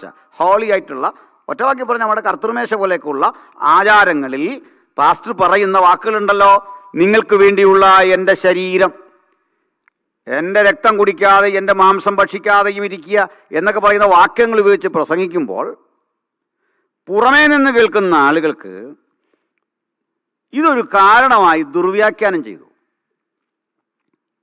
അപ്പോൾ ഇതങ്ങ് ചാപ്പ കുത്തി. നമ്മളെ കാണുന്ന സാധാരണ ഒരു മനുഷ്യരോട് പറയുകയാണ് ഇവർ മാനിറ്റേഴ്സാന്ന് പറഞ്ഞാൽ എന്ത് തോന്നും? അത് വല്ലാത്തൊരവസ്ഥയാണ്. ശരിയും തെറ്റും കേൾക്കുന്നില്ല, ഇതെങ്ങനെ പറഞ്ഞാണെന്നൊന്നും കേൾക്കുന്നില്ല. അപ്പം ജനങ്ങളുടെ ഇടയിലേക്ക് ഇത് കൊണ്ടങ്ങ് എത്തിച്ചു. രണ്ടാമത്തെ കാര്യം, റോമക്കാർ നമ്മുടെ മീതെ റോമൻ ഭരണകൂടം അടിച്ചേൽപ്പിച്ച അടുത്ത കാര്യം, നമ്മൾ വിഗ്രഹവഞ്ചകരാണ്, ഐക്കണോക്ലാസ്റ്റുകളാണ്, വിഗ്രഹത്തെ നശിപ്പിക്കുക എന്ന് പറയുന്നു. അങ്ങനെ റോമൻ ദേവന്മാരെ, അവരുടെ പ്രധാന ദേവനുണ്ട്, അപ്പോളോ എന്നൊക്കെ പറയുന്ന ദേവൻ, സെയൂസ് എന്ന് പറയുന്ന ദേവൻ, ഈ ദേവന്മാർക്കെല്ലാം ദേവന്മാർക്കെതിരെ പ്രസംഗിച്ചുകൊണ്ട് അവർ പറയാൻ തുടങ്ങി ക്രിസ്ത്യൻസ് ആർ എത്തിസ്റ്റ്, അവർ നിരീശ്വരവാദികളാണ്. രണ്ടാമത്തെ വാദം. മൂന്നാമത്തെ വാദം, നമ്മൾ ഈക്വാലിറ്റിയെക്കുറിച്ച് പ്രസംഗിക്കുന്നു. എല്ലാവരും തുല്യരാണ്. ദാസന്മാരെ യജമാനന്മാരെ എന്ന് വിളിച്ചിട്ട് പറയുക, സ്വർഗത്തിൽ നിങ്ങൾക്കൊരു യജമാനനുണ്ട്, അത് ഓർത്തുകൊണ്ട് നിങ്ങൾ ദാസന്മാരെ പരിഗണിക്കണം. ഇനിമേൽ അവൻ നിങ്ങൾക്ക് ദാസനല്ല. ദാസന്മാരോട് പറഞ്ഞ് ഇത് കേട്ട് നിങ്ങൾ ജോലി ചെയ്യാതിരിക്കരുത്, അധ്വാനിക്കുകയും വേണം. ഇങ്ങനെ ഒരു സന്ദേശം റോമിൽ അടിമത്തത്തിനെതിരെ ഉള്ള ഒരു നിലപാടായിട്ട് മാറി. ഈക്വാലിറ്റി പ്രസംഗിക്കുന്നു, അത് പ്രശ്നമാണ്. ഹൈറാർക്കിയലായിട്ടുള്ള ഒരു സിസ്റ്റത്തിലാണ് റോം പോന്നേ. ആ വ്യവസ്ഥിതി അത് തകർക്കും, അത് പാടില്ല. ഇനിയൊരു കാരണമുണ്ട്, അത് ക്രൈസ്തവർ ഓടി നടന്ന് ഈ മതം പ്രചരിപ്പിക്കുന്നു. അതിൻ്റെ ഫലമായിട്ട് സംഭവിക്കുന്നത്, പുതിയ പുതിയ ക്രൈസ്തവരുണ്ടാകുമ്പോൾ വീടുകൾക്കുള്ളിൽ ചിലർ പഴയ പാഗണിസം പ്രാക്ടീസ് ചെയ്യുന്നവരാണ്, ഇവരും തമ്മിൽ പൊരുത്തമില്ലാതെ വന്നിട്ട് കുടുംബങ്ങൾ ശിഥിലമാകുന്നു. അത് സോഷ്യലായിട്ടുള്ള ഒരു ഈക്വലിബ്രിയം തകർക്കുന്നു, സന്തുലിതാവസ്ഥ തകർക്കുന്നു, സോഷ്യൽ ഫേബ്രിക്സിന് പരിക്ക് പറ്റുന്നു. ഇത് നിമിത്തം അവർ പ്രശ്നക്കാരാണ്. ഏറ്റവും കുറഞ്ഞത് 6 പിന്നെയും കിടക്കുക ധാരാളം. ഇതെല്ലാം കൊണ്ട് ക്രിസ്ത്യൻസിനെ വർജിക്കുക, എതിർക്കുക, ഇങ്ങനെ തന്നെ വന്നു. അവരിതിന് ചെയ്ത പണികൾ ഭീകരമാണ്. ആ കുടക്ക ഇവർ ചെയ്ത് എന്താണെന്നറിയണ്ടേ, നമ്മളെ കഴിവതും പിടിച്ച് ഇവരുടെ മുമ്പിൽ ഇട്ട് കൊടുക്കുക, അവരുടെ മുമ്പിൽ ഏൽപ്പിച്ചു കൊടുക്കുക. കാരണം യഹൂദ ചിന്തഗതികളുടെ മുഴുവൻ അടിത്തറ ഇളക്കിക്കൊണ്ട് വളരുന്ന ഈ മാർഗത്തെ തകർക്കാൻ എത്ര ശ്രമിച്ചിട്ടും പറ്റുന്നില്ല. വല്ലാത്ത പ്രതിസന്ധി. ഈ കൂടെ ഇവർ രണ്ടും സഹിച്ച് എബ്രായ സഭ മുമ്പോട്ട് പോവുക. പക്ഷെ അതിലൊരു ചെറിയ പ്രശ്നം ഉണ്ടായിരുന്നു. ഇവരിങ്ങനെ സഹിക്കാൻ കഴിഞ്ഞത് ഒരു തെറ്റായ ചിന്തയെ കൂടി ഉൾക്കൊണ്ടുകൊണ്ടാണ്. കാരണം അവർ വിശ്വസിച്ചു ഈ തലമുറയിൽ തന്നെ യേശു വരും, അന്ന് തന്നെ ഇൻസ്റ്റൻറ്റ് കമ്മിങ്, പെട്ടെന്ന് സംഭവിക്കും. പെട്ടെന്ന് സംഭവിക്കുകയാണെങ്കിൽ പിന്നെ എന്തിനാ വിദ്യാഭ്യാസം? പെട്ടെന്ന് കർത്താവിൻ്റെ വരവ് വരുവാണെങ്കിൽ പിന്നെന്തിനാ ഭൂമി? പിന്നെ 10 അടി കൊണ്ടെന്താ കുഴപ്പം? പപ്പ ആക്രമിക്കപ്പെട്ട് മരിച്ചെങ്കിൽ എന്താ കുഴപ്പം? നമ്മൾ കാണുമല്ലോ പെട്ടെന്ന്. പെട്ടെന്ന് എന്ന പദത്തെ അങ്ങനെ ധരിച്ചിട്ട് ആ ഘട്ടത്തിൽ തന്നെ വരുമെന്ന് പ്രതീക്ഷിച്ചിരുന്ന ആളുകൾ കാലം മുമ്പോട്ട് പോയിട്ടു അവർ പറഞ്ഞ സമയത്ത് വരുന്നില്ല. അപ്പം ഇവർക്കൊരു മാന്യം സംഭവിച്ചു, ഒരു ക്ഷീണം. ഈ ക്ഷീണം ഇവരെ തിരിച്ചു പോകാൻ ഒരു പ്രേരണ കൊടുത്തു. അത് കൂടെ കൃത്യം ഞാൻ പറയാം. There was a tendency among them to go back to Judaism. ആ റിലീജിയനിലേക്ക് മടങ്ങിപ്പോകാൻ വന്നത് എങ്ങനെയാണെന്നറിയണ്ടേ? വളരെ കൃത്യതയോടെ ഇവർ വന്ന് പറയാൻ തുടങ്ങി, സിനായ് മലയുടെ മുകളിൽ നിന്ന് നമ്മൾ പ്രാപിച്ച കൽപ്പന കിട്ടുന്നതിൻ്റെ അന്ന് 3000 പേർ വധിക്കപ്പെട്ടു, തെറ്റിയവർ. പിന്നീടൊരു മൃഗമാകട്ടെ മനുഷ്യനാകട്ടെ പർവ്വതത്തെ തൊട്ടാൽ കല്ലെറിഞ്ഞു കൊല്ലണം. പകൽ മേഘസ്തംഭമായി രാത്രി അഗ്നിത്തൂണായി വഴി നടത്തിയ ദൈവത്തെയും സമാഗമന കൂടാരത്തെയും യെരൂശലേം ദേവാലയത്തെയും പൗരോഹിത്യത്തെയും തള്ളിപ്പറഞ്ഞുകൊണ്ട് നിങ്ങൾ മരത്തിൻ്റെ തണലിൽ, പെരുവഴി ഓരത്ത്, ചന്തസ്ഥലങ്ങളിൽ, ശവക്കോട്ടകളിലൊക്കെ പോയി ഇരുന്ന് ആരാധിക്കുക. എന്ത് കിട്ടി? സമ്പത്ത് പോയി കിട്ടി, മാന്യത പോയി കിട്ടി, സ്വീകാര്യത പോയി കിട്ടി. ഇപ്പോൾ ഒന്നുമില്ല. ഒറ്റ വഴി, തിരിച്ചു വരണം. ഇത്രയും പവർഫുള്ളായിട്ട് പറഞ്ഞാൽ പോരെ അവരെ? തിരിയാൻ തുടങ്ങുമ്പോൾ അപ്പോസ്തലൻ ഇതറിഞ്ഞു. എന്നിട്ട് ഇവരെ വാൺ ചെയ്തുകൊണ്ട് എഴുതുന്ന പുസ്തകമാണ് എബ്രായലേഖനം. അവിടെ പറയാം, ഇനി എത്രയും അല്പകാലം കഴിഞ്ഞിട്ട് വരുവാനുള്ളവൻ വരും. അത് അവിടുത്തെ തീരുമാനമാണ്. നിങ്ങളത് വ്യാഖ്യാനിച്ച് സമയം എടുക്കണ്ട. അതുവരെ നീതിമാൻ ജീവിക്കുന്നത് വിശ്വാസത്താൽ. വിവാഹ നിശ്ചയം കഴിഞ്ഞൊരു പെൺകുട്ടിയുടെ കാത്തിരിപ്പ് പോലെയാണ് ഭക്തൻ യേശുവിൻ്റെ വരവിനെ കാത്തിരിക്കുന്നത്, വിശ്വാസത്താൽ. അവളുടെ ഹൃദയത്തിൽ കാന്തനുണ്ട്. ഒരു നിമിഷം പോലും കാന്തനില്ലാത്ത ഒരു സമയം അവളുടെ ഉള്ളിലില്ല. ഈ ലോകത്തിൽ ഇങ്ങനെ ജീവിച്ചു പോകണം, അവിടുന്ന് വരും വരെ. ഇത് പഠിപ്പിക്കുകയാണ് എബ്രായലേഖന കർത്താവ്. എന്നിട്ട് ഒന്നുകൂടെ പറഞ്ഞു, നിങ്ങൾ സമ്പത്തിൻ്റെ അപഹാരം സഹിച്ചു കളഞ്ഞു. കാരണം ഇവരുടെ വീടുകളൊക്കെ കൊള്ളയടിച്ചു, മറ്റേ 2 ആളുകളും കയറി. കാരണം ഇവർ തിരിച്ചടിക്കുന്നില്ല. ഇവരൊക്കെ പീഡിപ്പിച്ച രീതികൾ വളരെ ഭയാനക. വിശക്കുന്ന മൃഗങ്ങളുടെ മുമ്പിലേക്ക് ഇട്ടുകൊടുത്തു. നിങ്ങൾ വായിച്ചുകൊണ്ട്, ജടയാടുകളെയും കോലാടുകളെയും തോൽ ധരിപ്പിച്ചു. എന്തെന്ന് അറിയണ്ടേ? പ്രാർത്ഥനാ മനുഷ്യന്മാരെ കൊണ്ടുവന്ന് നിർത്തി നഗ്നരാക്കി മൃഗങ്ങളുടെ തോലുരിഞ്ഞെടുത്ത് അതിൻ്റെ മാംസം ഭക്ഷിക്കാനായി കൊടുത്തു വിട്ടിട്ട് ഈ ചോര വറ്റാത്ത തോലുകൊണ്ട് ഈ മനുഷ്യനെ പൊതിയും. എന്നിട്ട് ഇതെടുത്ത് ചുട്ടുപഴുത്ത മരുഭൂമിയിലേക്ക് വെക്കും. പതുക്കെ പതുക്കെ ഇത് ഒട്ടി ഒട്ടി ഒട്ടി ഇത് ഞെരുങ്ങി ഞെരുങ്ങി അതിനകത്തിരുന്ന് മനുഷ്യൻ മരിക്കും. ഇതാണ് ജടയാടുകളുടെയും കോലാടുകളുടെയും തോൽ ധരിപ്പിക്കുക. ഭീകര ശിക്ഷയാണ്. ശ്വാസം മുട്ടി മരിക്കും. ചില ശിക്ഷകളൊക്കെ കേട്ടാൽ ഭീകരമാണ്. ചുണ്ണാമ്പ് ചൂളകളിൽ മുക്കിക്കൊന്നു മനുഷ്യരെ.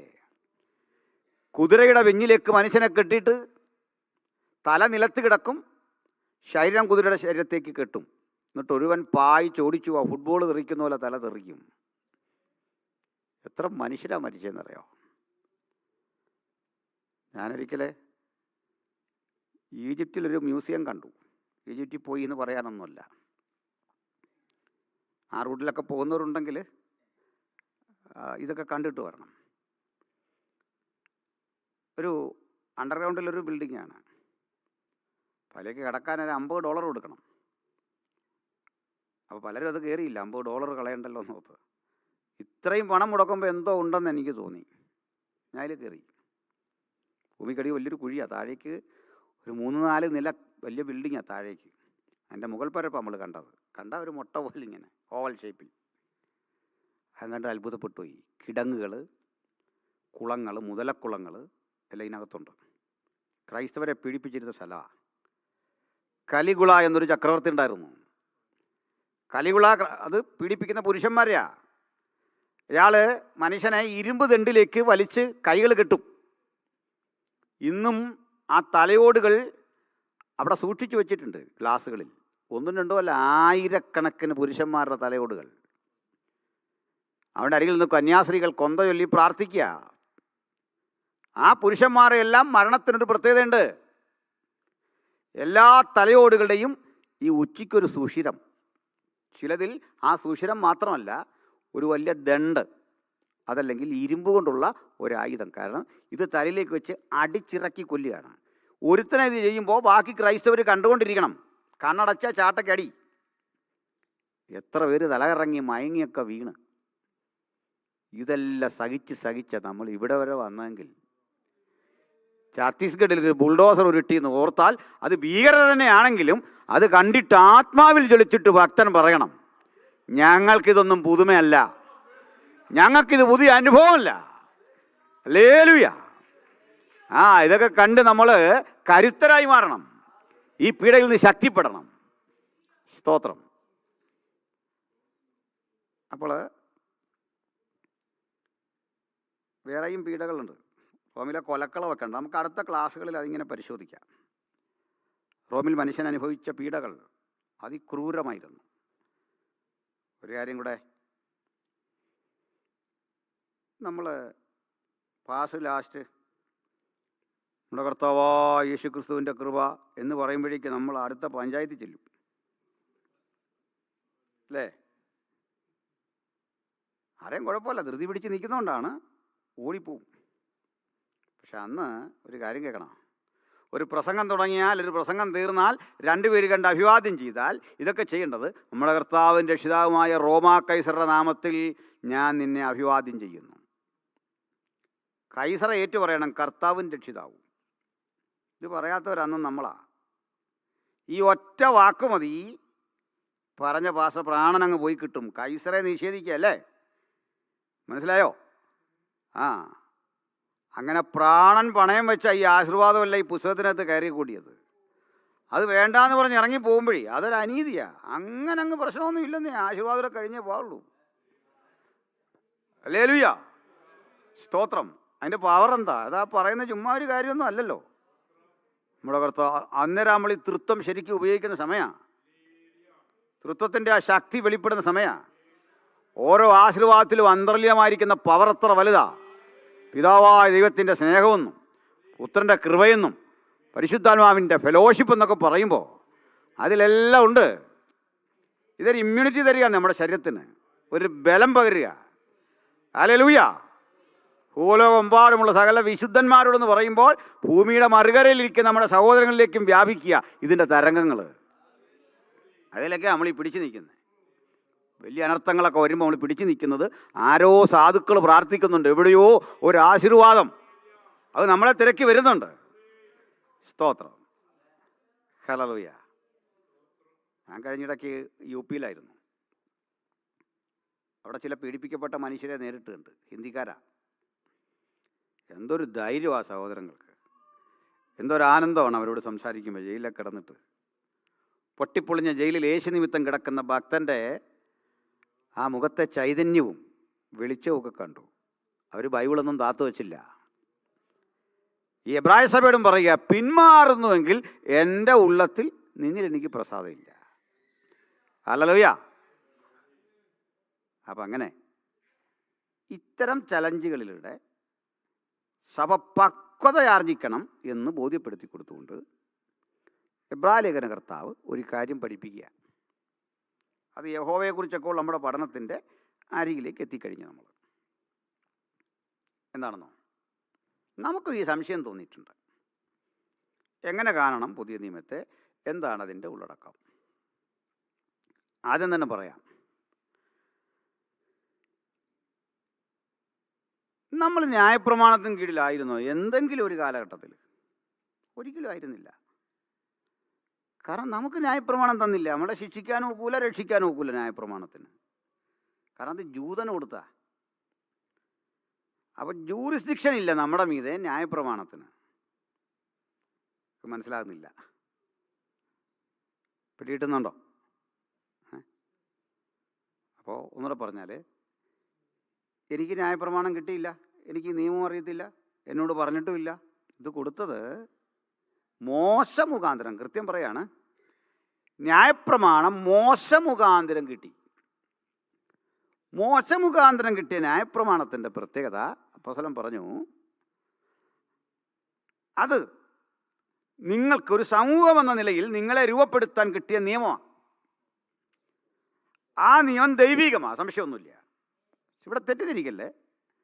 ആക്ച്വലി ന്യായപ്രമാണം എന്ന് പറഞ്ഞാൽ എന്താ? ഇത് വെട്ടാണോ കൊലയാണോ ഇതൊന്നും അല്ലാത്ത നിഷ്കളങ്കമായ നിയമങ്ങളാണ്. എന്ന് വെച്ചാൽ 613 നിയമങ്ങളുടെ പേരാ, 613 റൂൾസ് ആൻഡ് റെഗുലേഷൻസിൻ്റെ പേരാണ് ആക്ച്വലി ന്യായപ്രമാണം. മനസ്സിലായോ? 613 നിയമങ്ങളിൽ 365 നിയമങ്ങൾ പറയുന്നു ഡോൺസ്, അരുത് അരുത് അരുത് അരുത് അരുത് അരുത് അരുത്. 248 പറയുന്നു dos, you have to do. അപ്പം ഡോൺസ് എത്രയുണ്ട്? 365. കുല ചെയ്യരുത്, ഞാനല്ലാതെ അന്യദൈവം നിനക്കുണ്ടാകരുത് ഇത്യാദി 365. നിന്റെ ദൈവമായ യഹോവയെ മാത്രമേ ആരാധിക്കാവൂ. ഇങ്ങനെ എന്തൊക്കെ ചെയ്യണമെന്ന് എഴുതിയ 10 കൽപ്പനകളടക്കമുള്ള 248. ഇതിൽ നിങ്ങൾ അരുത് എന്ന് പറയുന്ന ഒരു കാര്യം വയലറ്റ് ചെയ്യുമ്പോഴുണ്ടാകുന്ന നാച്ചുറൽ കോൺസിക്വൻസ്, അതിൻ്റെ പേരാണ് ശിക്ഷ. അത് ചെയ്തില്ലേ പിന്നെ ന്യായപ്രമാണത്തിന് എന്താ കുഴപ്പം? മനസ്സിലായില്ല. സിഗ്നൽ വയലേറ്റ് ചെയ്താൽ ഫൈൻ ഉറപ്പാണ്. വയലേറ്റ് ചെയ്തില്ല എന്താ കുഴപ്പം? അപ്പം ന്യായപ്രമാണം അതിൽ തന്നെ ഒരു പ്രശ്നമല്ല, പക്ഷേ പ്രശ്നമാണ്. ആർക്ക് പ്രശ്നമാണെന്ന് അറിയണ്ടേ? പാവിയായ മനുഷ്യന് പ്രശ്നമാണ്. നീതിമാൻ അത് സംരക്ഷണമാണ്. ഇന്ത്യയിലൊക്കെ ഒരു നിയമമുണ്ട്. ഇപ്പോൾ ഒരു സ്ത്രീ വഴിയിൽ നിൽക്കുക, ബേജ് ഷെഡിലൊക്കെ നിൽക്കുകയാണ്. ഒരു 3-4 പേര് അവരെ ആക്രമിക്കാൻ വേണ്ടി വന്നു. നമ്മളിപ്പുറത്ത് നിൽക്കുക, ഞാനായി എൻ്റെ പാടായി എനിക്കെന്നാന്ന് പറഞ്ഞ് പോകാനൊക്കത്തില്ല. ഒരു വാക്കുകൊണ്ടെങ്കിലും തടയാൻ ശ്രമിച്ചില്ലേ നമ്മുടെ പേര് ക്രിമിനൽ കേസ് വരും. അരുതെന്ന് പറഞ്ഞാൽ മതി, മൊഴിയും കൊടുക്കണം. സാർ ഞാനിങ്ങനെ പറഞ്ഞു, അവൻ കേട്ടില്ല, എനിക്ക് അവൻ്റെ കയ്യെ പിടിച്ചിരിക്കാൻ ഇതില്ല, ഞാൻ തടയാൻ ശ്രമിച്ചു. അനങ്ങാതെ പോയാൽ കുറ്റകൃത്യം കണ്ടുകൊണ്ട് നിന്നു. കാരണം കണ്ടുകൊണ്ട് നിൽക്കുന്നത് ഒരു കുറ്റമാണ്. എന്താ കാര്യം? ഒരു ചെന്നായോ ആടും കൂടെ ഏറ്റുമുട്ടുന്ന ഇടത്ത് ഞാൻ ആരുടെയും പക്ഷമൊന്നുമല്ല, ഞാൻ നിഷ്പക്ഷനാന്ന് പറഞ്ഞാൽ എൻ്റെ അർത്ഥം പരോക്ഷമായിട്ട് ഞാൻ ചെന്നായുടെ വശമാണെന്നാ. കാരണം ആട് ഉപദ്രവിക്കപ്പെടും. അപ്പം നമ്മുടെ കുറ്റമല്ലാത്ത ചില കുറ്റങ്ങൾ വരും. അപ്പോൾ അങ്ങനെ നിൽക്കുമ്പോൾ ദാ വരുന്നു പോലീസ് വണ്ടി. പോലീസിൻ്റെ വണ്ടി കാണുമ്പോൾ ഈ സ്ത്രീക്ക് കിട്ടുന്നൊരു പരിരക്ഷയുണ്ട്. അപ്പം നിയമം അവർക്ക് സംരക്ഷകനാണ്. പക്ഷേ ഈ വണ്ടി കാണുമ്പോൾ കുറ്റവാളിക്ക് ഭവിക്കുന്ന ഒരു ഭീതിയുണ്ട്, അതവന് നിയമം എതിരാണ്. അത് എഴുതി വെച്ച നിയമം അത് പാലിച്ചേ പറ്റൂ. അതൊരു സോഷ്യൽ സംവിധാനത്തിൻ്റെ ക്രമം അങ്ങനെയാണെന്ന്. പക്ഷെ ഇവിടെ ഒരു പ്രശ്നം കിടക്കുന്നു. നമ്മുടെ കർത്താവിനെ കുറിച്ച് പറയുകയാണ്, ന്യായപ്രമാണം മോശ മുഖാന്തരം വന്നു, കൃപയും സത്യവും. സത്യം പറഞ്ഞാൽ ഈ കൃപയും സത്യവും കൂടെ ഒരുമിച്ച് പോകുന്ന 2 പദങ്ങളല്ല.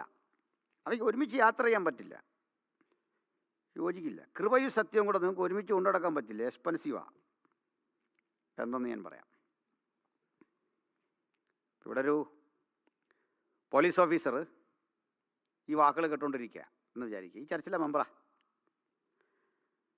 ഞാൻ ഓവർ സ്പീഡോ മറ്റേതെങ്കിലും കാരണവശാൽ വഴിയിലൂടെ പോകുമ്പോൾ ഇദ്ദേഹം പിടിക്കാൻ ബാധ്യസ്ഥനായി. ആ പരിചയമുള്ള എന്നെ കണ്ടു, അദ്ദേഹത്തിന് എനിക്കും പരിചയമുണ്ട്. അയ്യോ പാസ്സായിരുന്നു. അപ്പം ഞാൻ സ്വാഭാവികമായിട്ട് പ്രതീക്ഷിക്കുന്നുണ്ട് ഒരു കൃപ. ഞാൻ അർഹനുമാണ്, എനിക്ക് തന്നേ പറ്റൂ. പക്ഷെ പുള്ളിക്ക് തരാൻ പറ്റില്ല. കാരണം എന്നെ വെറുതെ വിട്ടാൽ അദ്ദേഹം ഡിപ്പാർട്ട്മെൻറ്റിനോട് ചെയ്യുന്നൊരു കുറ്റമാണ് ഗവൺമെൻറ്റിനോട്. അതിനായി ശമ്പളം വാങ്ങുന്നത്, എന്നെപ്പോലൊരെ പിടിക്കാനായി ഇദ്ദേഹത്തെ വിട്ടിരിക്കുന്നത്. അപ്പോൾ ഈ മനുഷ്യന് കൃപയെ സത്യം കൂടെ ഒരുമിച്ച് കൊണ്ടു നടക്കാൻ പറ്റുമോ? കൃപയെന്ന് പറഞ്ഞാൽ വെറുതെ വിടുക, നീതി എന്ന് പറഞ്ഞാൽ ശിക്ഷിക്കുക. ഇതെങ്ങനെ പറ്റുന്നത്? ഒരാൾക്ക് ഒരേ സമയം ഹാൻഡിൽ ചെയ്യാൻ പറ്റുമോ? പറ്റും. പറ്റുന്നത് എങ്ങനെയാണെന്ന് പറയാം. അപ്പം പറയാണ്, അയ്യോ എന്താ സ്പീഡിൽ പോകുന്നേ, കാര്യമൊക്കെ കേട്ടു, അപ്പം ഞാൻ എൻ്റെ മര്യാദയ്ക്ക് ഓർത്തു, ഈ മനുഷ്യനെ ബുദ്ധിമുട്ടിക്കണ്ട, സാറേ ഫൈൻ തരാം. ഫൈൻ എടുത്തു. നമ്മുടെ നാട്ടിലെ രീതി അനുസരിച്ച് അപ്പുറത്ത് പോലീസ് ഇതെല്ലാം എഴുതി, ഇത് റെസിറ്റും കൊണ്ടു തന്നു. ഞാൻ റെസിറ്റ് മേടിച്ചു. പൈസ എടുത്ത് കൊടുത്തപ്പോഴേക്ക് അദ്ദേഹം പറയാം, ക്യാഷ് വേണ്ട, റെസിറ്റ് വെച്ചോ. അതെന്താ കാര്യം? അത് പൊക്കോ സാരമില്ല. അതിൻ്റെ അർത്ഥം എന്താണെന്നറിയണ്ടേ? ആ മനുഷ്യൻ അദ്ദേഹത്തിൻ്റെ സാലറിയിൽ നിന്ന്, സ്വന്തം പോക്കറ്റിൽ നിന്ന് എൻ്റെ പണം അങ്ങ് അടച്ചു. അപ്പോൾ ആളിൻ്റെ കയ്യിൽ കൃപയുണ്ട്, സത്യമുണ്ട്. ഡിപ്പാർട്ട്മെൻ്റ് അടുത്ത് അങ്ങ് ക്ലിയറായി, എനിക്ക് തരേണ്ട കൃപ തരികയും ചെയ്തു. മനസ്സിലായില്ലേ? അപ്പോൾ ഞാൻ അങ്ങോട്ട് പോകുമ്പോൾ ഇത് തന്നെ ചിന്തിക്കുക, ശരി, ആ പാവം മനുഷ്യൻ അദ്ദേഹത്തിൻ്റെ സാലറിയിൽ നിന്നെടുത്ത് എനിക്ക് പേ ചെയ്തിട്ട് ഒരു വാക്ക് പോലും മോശമായിട്ട് എന്നെ പറ്റി പറയാതെ കഷ്ടമായിപ്പോയല്ലോ. 2 ആഴ്ച കഴിഞ്ഞ് പോകൊണ്ട് വീണ്ടും ഞാൻ മറ്റൊരു സ്ഥലത്ത് ഇതുപോലെ പോകുന്നു, ഇതേ മനുഷ്യൻ പിടിച്ചു. കൃപ കിട്ടുമോ? കർശനമാകും. പക്ഷേ ഈ മനുഷ്യനതൊന്നും പറയാതാ, എന്നെ പറ്റി ധൃതിയായിപ്പോയോ, മീറ്റിങ്ങിന് പോയല്ലേ. വീണ്ടും പുള്ളിക്കാരൻ ഇതെല്ലാം തന്നിട്ട് ക്യാഷ് വീണ്ടും എടുത്തപ്പോൾ ഞാൻ പറഞ്ഞു, അയ്യോ സാറേ വേണ്ട, ബ്രദർ കൊടുക്കണ്ട. ഒന്നും വേണ്ട. കയ്യിൽ നിന്ന് എടുത്തിട്ട് കൊടുത്തപ്പോൾ ഞാനോർത്തു, ആ പാവം മനുഷ്യൻ, അന്ന് മുതൽ എനിക്ക് തോന്നി ഇനി നന്നാകണമെന്ന്. ഈ മനുഷ്യൻ എന്നെ തോൽപ്പിച്ച് എങ്ങനെയാണെന്നറിയോ? നിയമം കൊണ്ടല്ല, കൃപ കൊണ്ട്. ഇതാ കാൽവറി നടന്നു.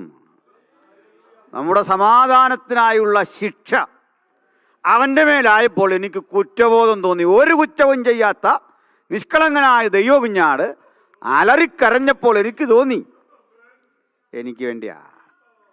എനിക്ക് കൺവെഷൻ ഉണ്ടാക്കിയ ഇടമാണ് കാൽവറി. എൻ്റെ ഉള്ളലിയിച്ച സ്ഥലമാണ് കാൽവറി. എൻ്റെ ഹൃദയം തുറന്ന് ഞാൻ കരഞ്ഞ ഇടമാണ് കാൽവറി. അങ്ങനെ കൃപയും സത്യവും യേശുക്രിസ്തു മുഖാന്തരം വന്നപ്പോൾ ന്യായപ്രമാണം ചോദിച്ചതെന്തോ ഇന്നാ പിടിച്ചോളാൻ പറഞ്ഞു, ഫൈൻ കൊടുത്തിട്ടാണ് നിൽക്കുന്നത്. അല്ല, ന്യായപ്രമാണത്തിന് എതിരല്ല ക്രിസ്തു. നീ പിടിച്ചോ,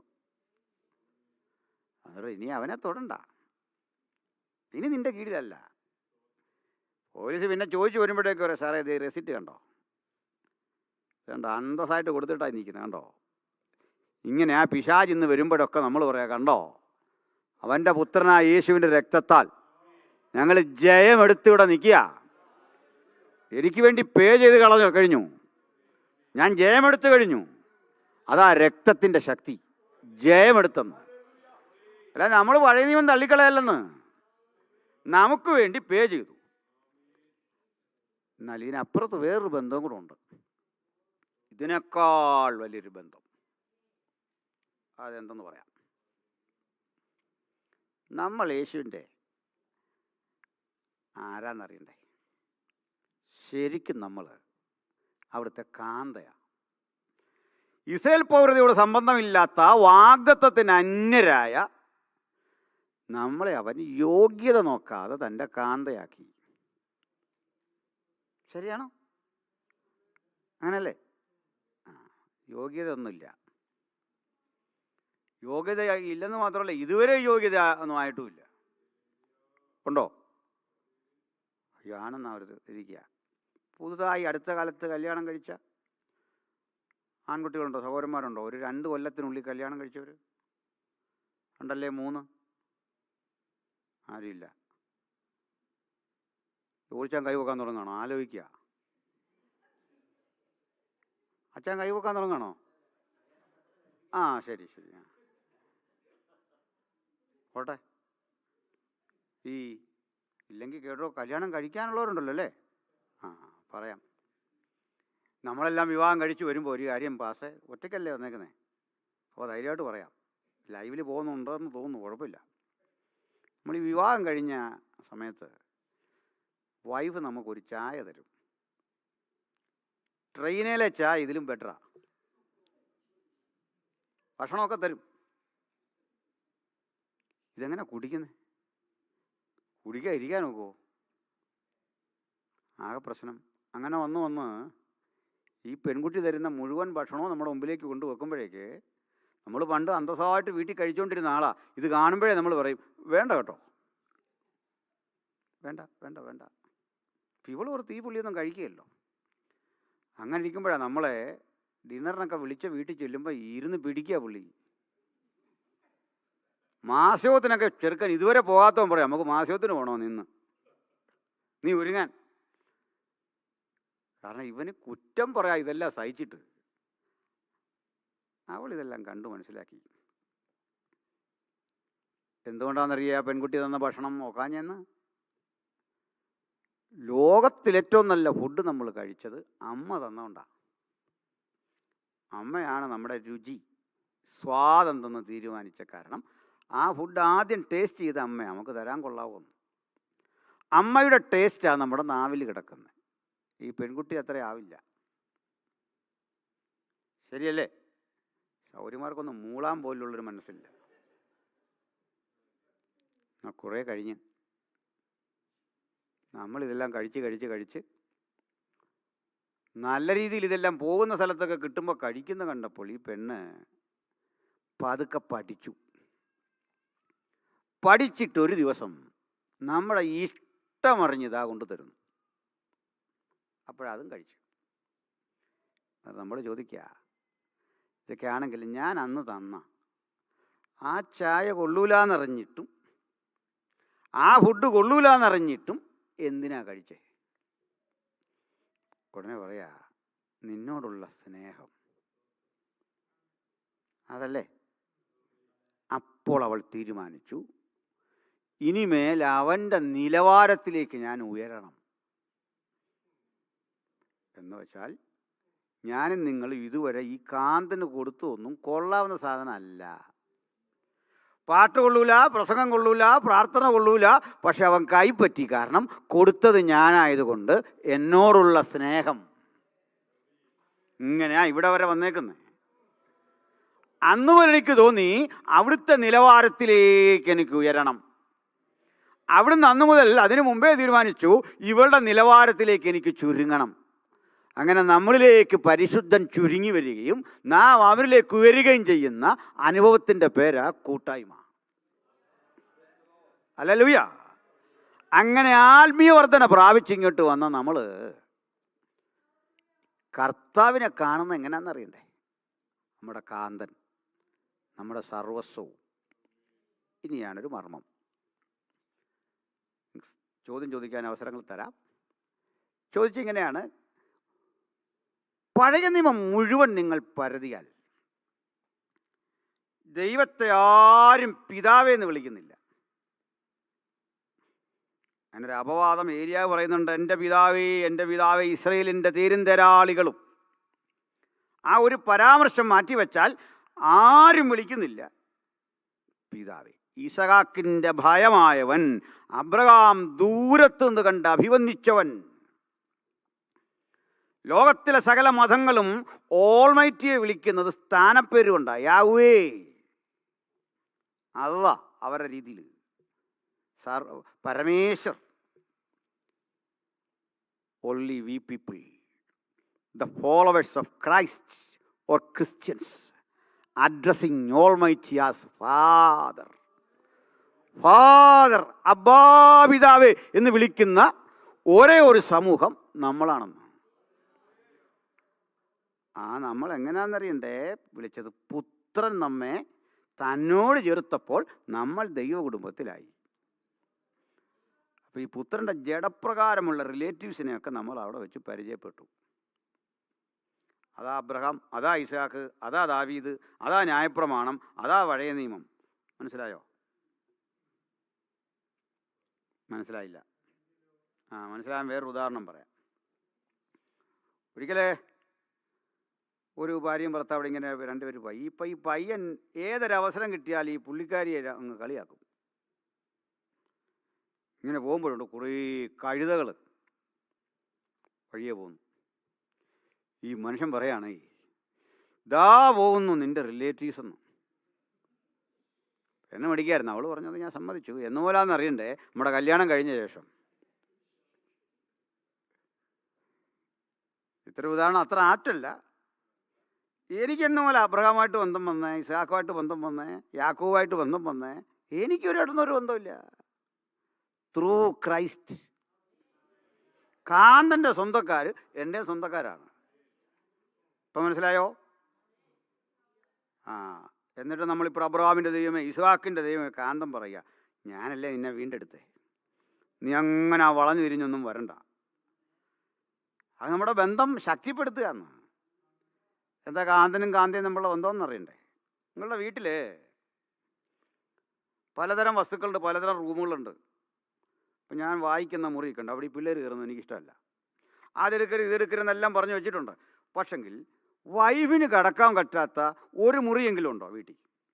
അവൾക്ക് തുറക്കാൻ പാടില്ലാത്ത ഒരു ലോക്കുമില്ല. എവിടെയും ചെല്ലാം. കാന്തൻ എവിടെയൊക്കെ പോകുന്നു അവിടെയൊക്കെ ചെല്ലാം. ഇങ്ങനെ ക്രിസ്തുവിനുള്ള നമ്മുടെ ബന്ധമെന്ന് മനസ്സിലായില്ലേ? അത് ഇസ്ഹാക്കിനില്ല, യാക്കോബിനില്ല, അബ്രഹാമിനില്ല. അവർ ദൂരത്തുനിന്ന് കണ്ട് അഭിവന്ദിച്ചു ഇസ്ഹാക്കിൻ്റെ ഭയമായവൻ. അപ്പം നമ്മുടെ ബന്ധം ദൃഢമാണ്. അവിടെ ഇരുന്നു കൊണ്ട് നമ്മൾ അങ്ങോട്ട് വേണം പഴയ നിയമം നോക്കാൻ. അതുകൊണ്ട് സ്റ്റാർട്ട് ചെയ്യേണ്ട ഉൽപ്പത്തി എന്നല്ല. ഇസ്ഹാക്കിൻ്റെ യാഗം കഴിച്ച കാര്യമോ, കയ്യിനും ഹാവേലും കയ്യും ചേന കൊണ്ട് കൊടുത്ത കഥയോ യാഗം കഴിക്കാനല്ലേ? അങ്ങനെയൊക്കെ നമ്മൾ സൺഡേ സ്കൂളിൽ പഠിച്ചേ. ഇതൊന്നും അല്ല പ്രശ്നം. എവിടുന്നാന്ന് തോന്നറിയണ്ടേ? ക്രിസ്തുവിലൂടെ വന്നിട്ട് നമ്മളിങ്ങനെ എത്തി നോക്കുക ഈ വേണ്ടപ്പെട്ടവരെ. അതാണ് കറക്റ്റ് വഴി. തിയററ്റിക്കൽ വേ അതാണ് സമീപിക്കേണ്ടത്. എന്നിട്ടൊരു ചോദ്യം ചോദിക്കാം. ഞങ്ങളുടെ ഇരിക്കുന്ന ന്യൂ ടെസ്റ്റ്മെൻറ്റിന് 2000 ആണ്ടിൻ്റെ പഴക്കം കുറഞ്ഞത്. ഇതിൽ ശത്രുവിനെ സ്നേഹിക്കാനേ ഉള്ളൂ. വെട്ടില്ല, കൊത്തില്ല, കൊലയില്ല. പിന്നെ പഴയ നിയമത്തിൽ കണ്ടത് എന്താണെന്നറിയണ്ടേ? അത് നിങ്ങൾ തന്നെ ഉണ്ടാക്കിയെടുത്ത നാച്ചുറൽ കോൺസിക്വൻസ് എഴുതി വെച്ചിരിക്കുന്നത്. വധശിക്ഷ ഇന്ത്യ കൊടുക്കും. ഇവിടെ ചില സെറ്റുകളിലുണ്ട്. അത് ഈ രാജ്യത്തിൻ്റെ കുഴപ്പമല്ല. നിങ്ങൾ വയലേറ്റ് ചെയ്താൽ നിങ്ങൾ സ്വയം അകപ്പെടുന്ന ശിക്ഷ. അത് മനസ്സിലായോ? മനസ്സിലായില്ല? അത് റെഡിയാക്കി വെച്ചിരിക്കുക ആ നിയമം. ആ നിയമത്തെ റദ്ദ് ചെയ്തുകൊണ്ട് നമുക്ക് എന്നേക്കുമുള്ള വീണ്ടെടുപ്പ് സാധിച്ചു എന്നതാണ് പുതിയ നിയമത്തിൻ്റെ ശ്രേഷ്ഠത. അതുകൊണ്ട് എബ്രായ ലേഖനത്തിൽ 14 ആവർത്തി പറയാണ്, പഴയ നിയമം നല്ലതാണ്, പക്ഷെ പുതിയ നിയമം ഏറെ നല്ലത്. അവിടുന്ന് ഇനി അതിനൊരു തെളിവിടെ പറയാം. ഉപേക്ഷണത്തെ പറ്റിയൊക്കെ വന്ന് പറഞ്ഞു, മോശ പറഞ്ഞു ഡിവോഴ്സ് നോട്ടീസ് കൊടുക്കുക, പിരിയുക എന്നൊക്കെ പറഞ്ഞു. കർത്താവ് കേട്ടിട്ട് പറഞ്ഞു, സംഗതിയൊക്കെ കൊള്ളാം, അത് എന്തിനാ തന്നേ തരേണ്ടേ? ഹൃദയകാഠിന്യം നിമിത്തം തന്ന. അപ്പം അതില്ലേ പ്രശ്നമില്ലല്ലോ. രണ്ടാമത്തെ കാര്യം, ആദിയിൽ അങ്ങനെ അല്ലായിരുന്നു. ആദി പിന്നെ എങ്ങനെയായിരുന്നു? അത് പഠിപ്പിച്ചു തന്നു, ഞാനോ നിങ്ങളോട് പറയുന്നു. അപ്പോൾ ഒരു ക്രൈസ്തവ വിശ്വാസിയുടെ പ്രമാണം എവിടും തുടങ്ങുന്ന അറിയണ്ടേ? ഞാനോ നിങ്ങളോട് പറയുന്നു. അല്ല, ഉൽപ്പത്തി എന്നല്ല നമ്മൾ തുടങ്ങുന്നേ. നമ്മുടെ കാന്തൻ പറഞ്ഞിട്ടുണ്ട് നമ്മൾ എങ്ങനെ പോകണമെന്ന്. കാന്തൻ ചുമതലപ്പെടുത്തിയവർ പറയുന്നുണ്ട് എങ്ങനെ പോകണമെന്ന്. മനസ്സിലായില്ലേ? അപ്പോസ്തലന്മാരും സെയിന്റ് പോളും ഒക്കെ പറയുന്ന കാര്യങ്ങളുണ്ട്. അതിൻ പ്രകാരം പോകുന്നവരാണ് ദൈവത്തിൻ്റെ മക്കൾ. ഇനി യഹോവയെ പറ്റിയുള്ള ആ കാര്യമൊക്കെ നാളെ ചിന്തിക്കാം. നിങ്ങൾക്ക് പറഞ്ഞ വിഷയത്തോട് ബന്ധപ്പെട്ട് ഡൗട്ട്സ് ഉണ്ടെങ്കിൽ ഒന്ന് ക്ലിയർ ചെയ്ത് പോകാം. പറഞ്ഞ വിഷയത്തിൻ്റെ ഉള്ളിൽ നിൽക്കണം കഴിവതും. പെട്ടെന്ന് വരട്ടെ ചോദ്യങ്ങളുണ്ടെങ്കിൽ. ഒന്ന് കൈ പൊക്കിയാൽ മതി. മൈക്ക് കൊടുക്കാൻ പറ്റുമെങ്കിൽ കൊടുക്ക്. അപ്പോൾ ഒരു സന്തോഷമാണ്. ഒരു 2 മിനിറ്റ് കൂടെ എടുത്തു ആലോചിക്കാൻ വേണ്ടി. ഇത്രയും വ്യക്തത വന്നോ പറഞ്ഞേ? അപ്പോൾ നമ്മൾ തുടങ്ങേണ്ട പുതിയ നിയമത്തിൽ നിന്ന്, അത് മറക്കല്ലേ. പുതിയ നിയമം വഴി എന്ന് നിങ്ങൾ പഴയ നിയമത്തിൽ നിന്ന് വായിച്ചു തുടങ്ങരുതെന്നല്ല അർത്ഥം. നമ്മുടെ സ്പിരിച്വൽ സ്റ്റാൻഡ് ഇവിടുന്ന, നമ്മുടെ തിയറി ഇതുവഴി അങ്ങോട്ടാണ് പോകേണ്ടത്, ക്രിസ്തുവിലൂടെ കടന്ന് അങ്ങോട്ട്. അതായത് ഉൽപ്പത്തി മനുഷ്യൻ ജനിച്ച കഥ മുതൽ ഇങ്ങോട്ട് ആ ജീനിയോളജിയിലല്ല നമ്മൾ പെടുന്നത്. ക്രിസ്തുവിലൂടെ ആരംഭിച്ച് നമ്മൾ അവിടേക്ക് ചെല്ലും. പഴയ നിയമത്തിൽ നമ്മുടെ ബന്ധം വെട്ടി ഇണച്ച് ചേർത്തതാണ് അങ്ങോട്ട്.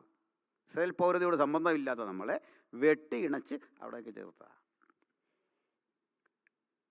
നമ്മൾ പലപ്പോഴും ഇസ്രായേലിയ യുദ്ധതന്ത്രങ്ങളും ഒക്കെ ഞങ്ങൾ പ്രസംഗിക്കുന്നതാണ് പ്രവചനമായിട്ട് ബന്ധപ്പെട്ട്. അവരുടെ ബുദ്ധി കൂർമ്മതയൊക്കെ ശ്രേഷ്ഠമാണ്. പക്ഷെ ക്രിസ്തുവിൻ്റെ പാഠം ആ ബുദ്ധി പോലും അല്ല പ്രധാനം. നിങ്ങൾ നിഷ്കളങ്കരായിരിക്കണമെന്നാണ്. ആ ബുദ്ധിക്കൊന്നും ക്രിസ്തു വില കൽപ്പിക്കുന്നില്ല. അത് വെട്ടിവിട്ടേക്കാണ്. അത് അഭിമാനകരമായ കാര്യമൊക്കെ അവർ നേടിയിട്ടുണ്ട്. പക്ഷേ അതൊന്നുമല്ലാത്ത കൃപയുടെ പുതിയൊരു പന്താവാണ് പുതിയ നിയമം വെട്ടിത്തെളിച്ച് തരുന്നത്. അപ്പം ഇനി ഈ യാഹ്വേ വിരോധം, യഹോവയെ വിരോധിക്കുക, ഒരല്പം പറയാനുണ്ട്, എഴുതിയെടുക്കാനും ഉണ്ട് ചിലത്. ചോദ്യം ഇല്ലെങ്കിൽ ഞാൻ അങ്ങോട്ടങ്ങ് കിടക്കാം. ചോദ്യം ഉണ്ടോ? ഇല്ലേ നാളെ ചോദിച്ചാലും മതി. ഉണ്ടോ? ചോദ്യം ഉണ്ടോ എന്ന് കൈ ഉയർത്തണം. അതാ നമ്മുടെ ആൾക്കാർ കൈ ഉയർത്തുന്നത് രോഗമുണ്ടോ എന്ന് ചോദിക്കുമ്പോഴാണ്. അസുഖം വല്ലതും ഉണ്ടോ എന്ന് ചോദിക്കുമ്പോൾ അല്ലേ? അപ്പോൾ ഈ ആക്ച്വലി യഹോവ എന്ന് പറഞ്ഞാൽ യഹോവയെ തിരസ്കരിക്കുന്ന ആ മാനസികാവസ്ഥയുള്ള ആളുകളോട് തന്നെ പറയാം, സത്യത്തിൽ ഉപയോഗിക്കേണ്ട പദപ്രയോഗം യാഹ്വേ എന്നാണ്. അത് വേണമെന്ന് എഴുതിയിട്ടു. YHWH, ഇത് ക്യാപിറ്റലാണ്. It should be in capital, small letter എഴുതരുത്. ഈ എബ്രായ ഭാഷയ്ക്ക് ആക്ച്വലി സ്വരാക്ഷരങ്ങളില്ല, നോ വൗവൽസ് ഇൻ ഹീബ്രു. അത് കേട്ടാൽ നമുക്കൊരു അത്ഭുതം വരും അല്ലേ? അങ്ങനത്തെ ഭാഷ ഉണ്ടാവും അല്ലേ? സ്വരാക്ഷരം ഇല്ല. സ്വരാക്ഷരം തന്നെയല്ല, പാസൻസ് ഇല്ല, പ്രസൻറ്റ് ടെൻസ് ഇല്ല, ഫ്യൂച്ചർ ടെൻസും ഇല്ല. ഇതൊക്കെ എന്താണെന്ന് അല്ലേ? അപ്പോൾ ഈ വൗവൽസ് ഇല്ലാത്ത ഒരു ഭാഷ. അതിലൊരു ഉദാഹരണം പറയാം. നിങ്ങൾ DVD എഴുതിയെന്ന് കൂട്ടിക്കോ എബ്രായ ഭാഷയിൽ. അതിന് തത്തുല്യ അക്ഷരമാണ് ദാലത്ത്. പിന്നെ ഒരു വ, പിന്നെയും ദാലത്ത് വൗ ദാലത്ത് എന്നുവെച്ചാൽ DVD. വായിക്കേണ്ടത് ദാവീദ് എന്നാണ്. പള്ളിയില്ല, വരയില്ല, ഒരു രക്ഷയില്ല. അതൊരു അഡ്ജസ്റ്റ്മെൻറ്റ് വായിക്കണം. എങ്ങനെയാ? ദാവീദ്. ഇത്തരം ഒരു ഭാഷയാണ് എബ്രായ അല്ലെങ്കിൽ ഹീബ്രു. യഥാർത്ഥ ഹീബ്രു വള്ളിയില്ല, പുള്ളിയില്ല, സ്വരാക്ഷരമില്ല, ഇത്തരം വ്യഞ്ജനാക്ഷരങ്ങൾ മാത്രം. അതും റൈറ്റ് ലെഫ്റ്റാണ്, വലത്ത് നിന്ന് ഇടത്തേക്ക്. വലത്ത് നിന്ന് ഇടത്തേക്ക് 22 അക്ഷരം ഉച്ചരിച്ച് വരുമ്പോൾ ഒരക്ഷരം 2 തവണ ആവർത്തിക്കും. ഷിൻ എന്നൊരക്ഷരം, ഷിന്നെന്ന് സിന്നെന്നും പറയും. അങ്ങനെ 23 അക്ഷരം എന്ന് വേണമെങ്കിൽ പറയാം. വലത്ത് നിന്ന് ഇടത്തോട്ട് വ്യാകരണ നിയമങ്ങളൊക്കെ വളരെ ഈസിയാണ്, കമ്പാരിറ്റീവ്ലി എളുപ്പമുള്ളൊരു ഭാഷയാണ്. അറബി ഇതെല്ലാം ഒരു കുടുംബമാണ്. ഇതിലാകെയുള്ള വാക്കുകളുടെ എണ്ണം കേട്ട അത്ഭുതം വരും. വെറും 10,000 വേഴ്സസ്. ഇംഗ്ലീഷിൽ മോർ ദാൻ 7 lakhs വേർഡ്സ് ഉണ്ട്. ഗ്രീക്കിൽ ഏതാണ്ട് 3 ലക്ഷം വാക്കുകളുണ്ട്. അപ്പോൾ എബ്രായ ഭാഷയുടെ ആകെ സമ്പത്ത് എത്ര? 10,000. ക്ഷമിക്കണം, ഞാൻ വീട്ടിൽ ഒരാഴ്ച ആളുകളെ പാർപ്പിച്ച് ഈ ഹീബ്രുവും ഗ്രീക്കും വായിക്കാനും എഴുതാനും പ്രാഥമിക ഗ്രാമറും ഒക്കെ പഠിപ്പിക്കുന്ന ഒരു കാര്യം ചെയ്യാറുണ്ട്. അതിന് ഫീസൊന്നുമില്ല. ഞങ്ങളെല്ലാം ഒരുമിച്ച് ഭക്ഷണമൊക്കെ ഉണ്ടാക്കി ഒരു സന്തോഷം. നമ്മുടെ കയ്യിൽ നിന്ന് അച്ച് വിട്ട് പോകാതിരിക്കാനൊക്കെ ചെയ്തുകൊണ്ടിരുന്ന ഒരു അധ്യാപകൻ, റിട്ടയർഡായ ഒരു അച്ചായൻ പഠിക്കാൻ വന്നു. അപ്പോൾ ഞാൻ പറഞ്ഞു, നിങ്ങൾക്കെല്ലാം എൻ്റെ വകയായിട്ട് ഓരോ ഡിക്ഷണറി സൗജന്യമായിട്ടുണ്ട്.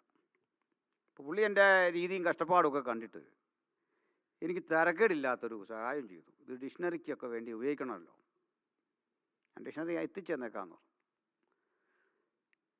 ഞാനിത് എല്ലാവർക്കും അയച്ചു കൊടുത്തു. അദ്ദേഹം അവിടെ നിന്ന് വിളിച്ച് ഫോൺ കിട്ടി എൻ്റെ മോൾക്കാണ്. വല്ലാതെ അങ്ങ് ശകാരിച്ച്, ദിവാസന്മാർ അവിശ്വസ്തരാകരുത്, അങ്ങനെയാണ് ഇങ്ങനെയാണ്, നിഘണ്ടു അയച്ചു തരാമെന്ന് പറഞ്ഞിട്ട് 10-40 പേപ്പറുണ്ട്. ആകെ ശാസിച്ചു. അപ്പോൾ മോൾ എന്നോട് പറഞ്ഞു, ഇങ്ങനെ ഒരു അപ്പച്ചൻ അതൊക്കെ പറയുന്നു. മേടിച്ചു. പുള്ളി ആദ്യത്തെ ആ ശോഭമൊക്കെ കഴിഞ്ഞിട്ട് പറഞ്ഞു, പാസ്റ്ററെ ഞാൻ ഏതാണ്ടൊക്കെ പറഞ്ഞു, എന്നാലും ഇതെന്നോട് ചെയ്യരുതായിരുന്നു. ഞാൻ ചോദിച്ചു, എന്തുവാ? നിഘണ്ടു അയച്ചു തരാമെന്ന് പറഞ്ഞിട്ട്. ഞാൻ പറഞ്ഞു, ഇല്ലാത്ത വാക്ക് ഞാൻ എവിടെ നിന്ന് കൊണ്ടുവരും? 10,000 വാക്കേ ഉള്ളൂ, അതെല്ലാം അച്ഛന് തന്നു. അച്ഛനോട് ആര് പറഞ്ഞു എനിക്ക് ഇത്രയും പൈസ തരാനാണ്ട് പറഞ്ഞു. പുള്ളി ഓർത്ത് നിഘണ്ടു എന്ന് കേട്ടപ്പോൾ ഓർത്ത് നമ്മളിരിക്കുന്ന വെബ്സ്റ്ററുടെയൊക്കെ വലിയ ഒരു സങ്കല്പത്തിൽ പോയതാണ്. പക്ഷേ എൻ്റെ കുഴപ്പമില്ല, ഭാഷയ്ക്ക് ഇത്രയും ദാരിദ്ര്യമുണ്ട്, വാക്കില്ല. ഞാൻ ദരിദ്രനായോണ്ട് ചെയ്തതല്ല, ഭാഷയ്ക്ക് വാക്കുണ്ട് ഇത്രയും. പക്ഷേ ഭാഷയ്ക്ക് വാക്ക് കുറവാന്നോർത്ത് നിങ്ങൾ വിഷമിക്കണ്ട. ഇതിൻ്റെ പ്രത്യേകതയുണ്ട്. നിങ്ങൾ 8, 10, 15 കൊല്ലം കൊണ്ടൊക്കെ മലയാളം മറക്കും. യൂതൻ്റെ പ്രത്യേകത കേൾക്കണം. അവൻ ഒരിക്കൽ പഠിച്ചതാണ്. എൻ്റെ കാരണം അറിയാവോ? നമ്മുടെ ഭാഷ ഹൃദയത്തിൽ നിന്ന് തുടങ്ങി ഇങ്ങനെ പോയി പോയി പോയി പോയി അങ്ങ് പോവാ. പിന്നെ പോയി അറ്റ്ലാന്റായി വീഴുക, അറ്റ്ലാന്റിക് സമുദ്രത്തിൽ വീണു. ഇവൻ്റെ ഭാഷ ശൂന്യതയിൽ നിന്ന് ഒഴുകി ഒഴുകി ഒഴുകി വന്ന് ഇതിനകത്ത് കയറും, പിന്നെ പോകത്തില്ല. അതാ ജൂതൻ. കാരണം അവൻ വെറുതെ വാക്ക് പറയുകയില്ലെന്ന്. നിങ്ങൾ കണ്ടോ, നെതന്യാഹു കിടന്ന് ഒത്തിരി സംസാരിക്കുന്നുണ്ടോ? അധിക സംഭാഷണമൊന്നുമില്ല, ശരിയല്ലേ? ഒത്തിരി പറച്ചിലൊന്നുമില്ല, ചെയ്യേണ്ടതൊക്കെ അവിടെ ചെയ്യുന്നുണ്ട്. ഇനി ഒരു കാര്യം, ഈ റെജിപ്പാസ് തീരുമാനിച്ചു എനിക്കൊരു $10,000 തരാൻ. ഞെട്ടുന്ന വിടുന്നുണ്ട്. ഒരു സങ്കല്പം പറഞ്ഞാൽ ഇത്രയും വിഷമിക്കേണ്ട കാര്യമുണ്ടോ? ഈ മനുഷ്യൻ കൊണ്ട് കൊടുത്താലറിയാം. എൻ്റെ രൂപവും ഭാവവും ഒക്കെയുള്ള മെലിഞ്ഞിരിക്കുന്ന മറ്റൊരു സഹോദരനെ കണ്ട് ഞാനാണെന്ന് പറഞ്ഞ് തെറ്റിദ്ധരിച്ച് ഇതങ്ങ് കൊടുത്തു. പുള്ളി ആകപ്പാടെ നടുങ്ങി ഇങ്ങനെ നീക്കി. ഇതെന്തിന്? അല്ല ഇരിക്കട്ടെ. കുറേ കഴിയുമ്പോഴാണ് മനസ്സിലായത് ആളിതല്ലെന്ന്. ആ പുള്ളി ഇങ്ങനെ പോകാതെ എങ്ങനെ എന്ത് ചെയ്ത് എന്തിനെന്നാ ഒരു പിടിയില്ല. പുള്ളി ആവശ്യമുള്ള ആളുമല്ല. ഇത് പരിഹരിക്കാനൊരു വഴിയുണ്ട്. എന്താ? സോറി ബ്രദറെ, ആൾ മാറിപ്പോയി. അയ്യോ ഞാനും ഓർത്തു, എന്നാ പിടിച്ചു. ഇങ്ങനെ പരിഹരിക്കേണ്ട ഒരു ചെറിയ വിഷയം ബൈബിളിൽ പരിഹരിക്കാൻ കിടപ്പുണ്ട്. എന്താണെന്നറിയണ്ടേ? ഇസഹാക്ക് വരം കൊടുക്കുമ്പോൾ ഏശാവാണെന്നോർത്ത് യാക്കോബിന് കൊടുത്തു. വിളിച്ച് തിരിച്ചെടുത്താൽ പോരെ? സാരമില്ല മോനെ, ഇച്ചിരി പപ്പായ്ക്ക് മാറിപ്പോയി, ഇനി വാ. മറ്റവനും പറയും ഇതെങ്ങനെയും ഇന്ന് പോയി കിട്ടിയാൽ മതി, മമ്മി കാരണോ ഞാൻ ഈ പരുവത്തിലായത്. അല്ലേലും മമ്മിയുടെ വല്ലാത്തൊരു സ്നേഹം കാരണം നമ്മളിൽ പലരും ഒരു പരുവത്തിലായി. സ്നേഹമാണെന്ന് പറഞ്ഞ് ചെയ്താ ഒരു പരുവത്തില്ല. അതാ ഈ മുടിയൻപുത്രൻ മടങ്ങി വന്നപ്പോൾ പോയത് എങ്ങോട്ടാണെന്നറിയോ? അപ്പൻ്റെ അടുത്തോട്ടാ. എന്താ അമ്മയുടെ അടുത്തോട്ട് പോകാൻ? അമ്മ കാരണം ആ മോനി ഈ പരുവത്തിലായത്. അന്നേ ചെറുക്കൻ തീരുമാനിച്ചു ഇനി അങ്ങോട്ട് പോകുന്നില്ലെന്ന്. അങ്ങനെ അപ്പൻ്റെ വീട്ടിലോട്ട് വന്നല്ലേ. സൗകര്യമാർ വണങ്ങരുത്. അപ്പോഴേ ഇത് വിളിച്ചിട്ട് കൊടുത്താൽ മതി. കൊടുത്തോ? കൊടുത്തില്ല. എന്താ ഇസാക്ക് പറഞ്ഞതറിയണ്ടേ? മകനെ ഞാനത് കൊടുത്തുപോയി, ഇനി എനിക്ക് പിൻവലിച്ചുകൂടാ. അതാ ജൂതൻ്റെ വാക്കൊന്നും അല്ല, നമ്മുടെ വാക്ക് പോലല്ല. 10,000 വാക്ക് മതി, പണി തുടങ്ങിക്കഴിഞ്ഞാൽ അത് പവർഫുള്ളാണെന്ന്. ഒത്തിരി വാക്കൊന്നുമില്ല. യേശുവിൻ്റെ പ്രസംഗം ആകെ എടുത്തേ 100 കാണും കഷ്ടിച്ചിനകത്ത്. എത്ര നാൾ പ്രവർത്തിച്ചു? ഒരു 3.5 കൊല്ലം. അതിനുവരെ നമ്മളെന്താ പറയുന്നത്? 35 കൊല്ലമായി. നമ്മൾ അതിൻ്റെ 10 ഇരട്ടി കയറി. യേശു വല്ല വിദേശത്തും പോയോ? നമ്മളോ? ഞങ്ങളൊക്കെ ഇവിടുന്ന് എന്നേച്ച് നാട്ടിൽ ഒരു പ്രസംഗം വരുമ്പോൾ ഞാൻ ടെക്സാസിലായിരുന്നപ്പോൾ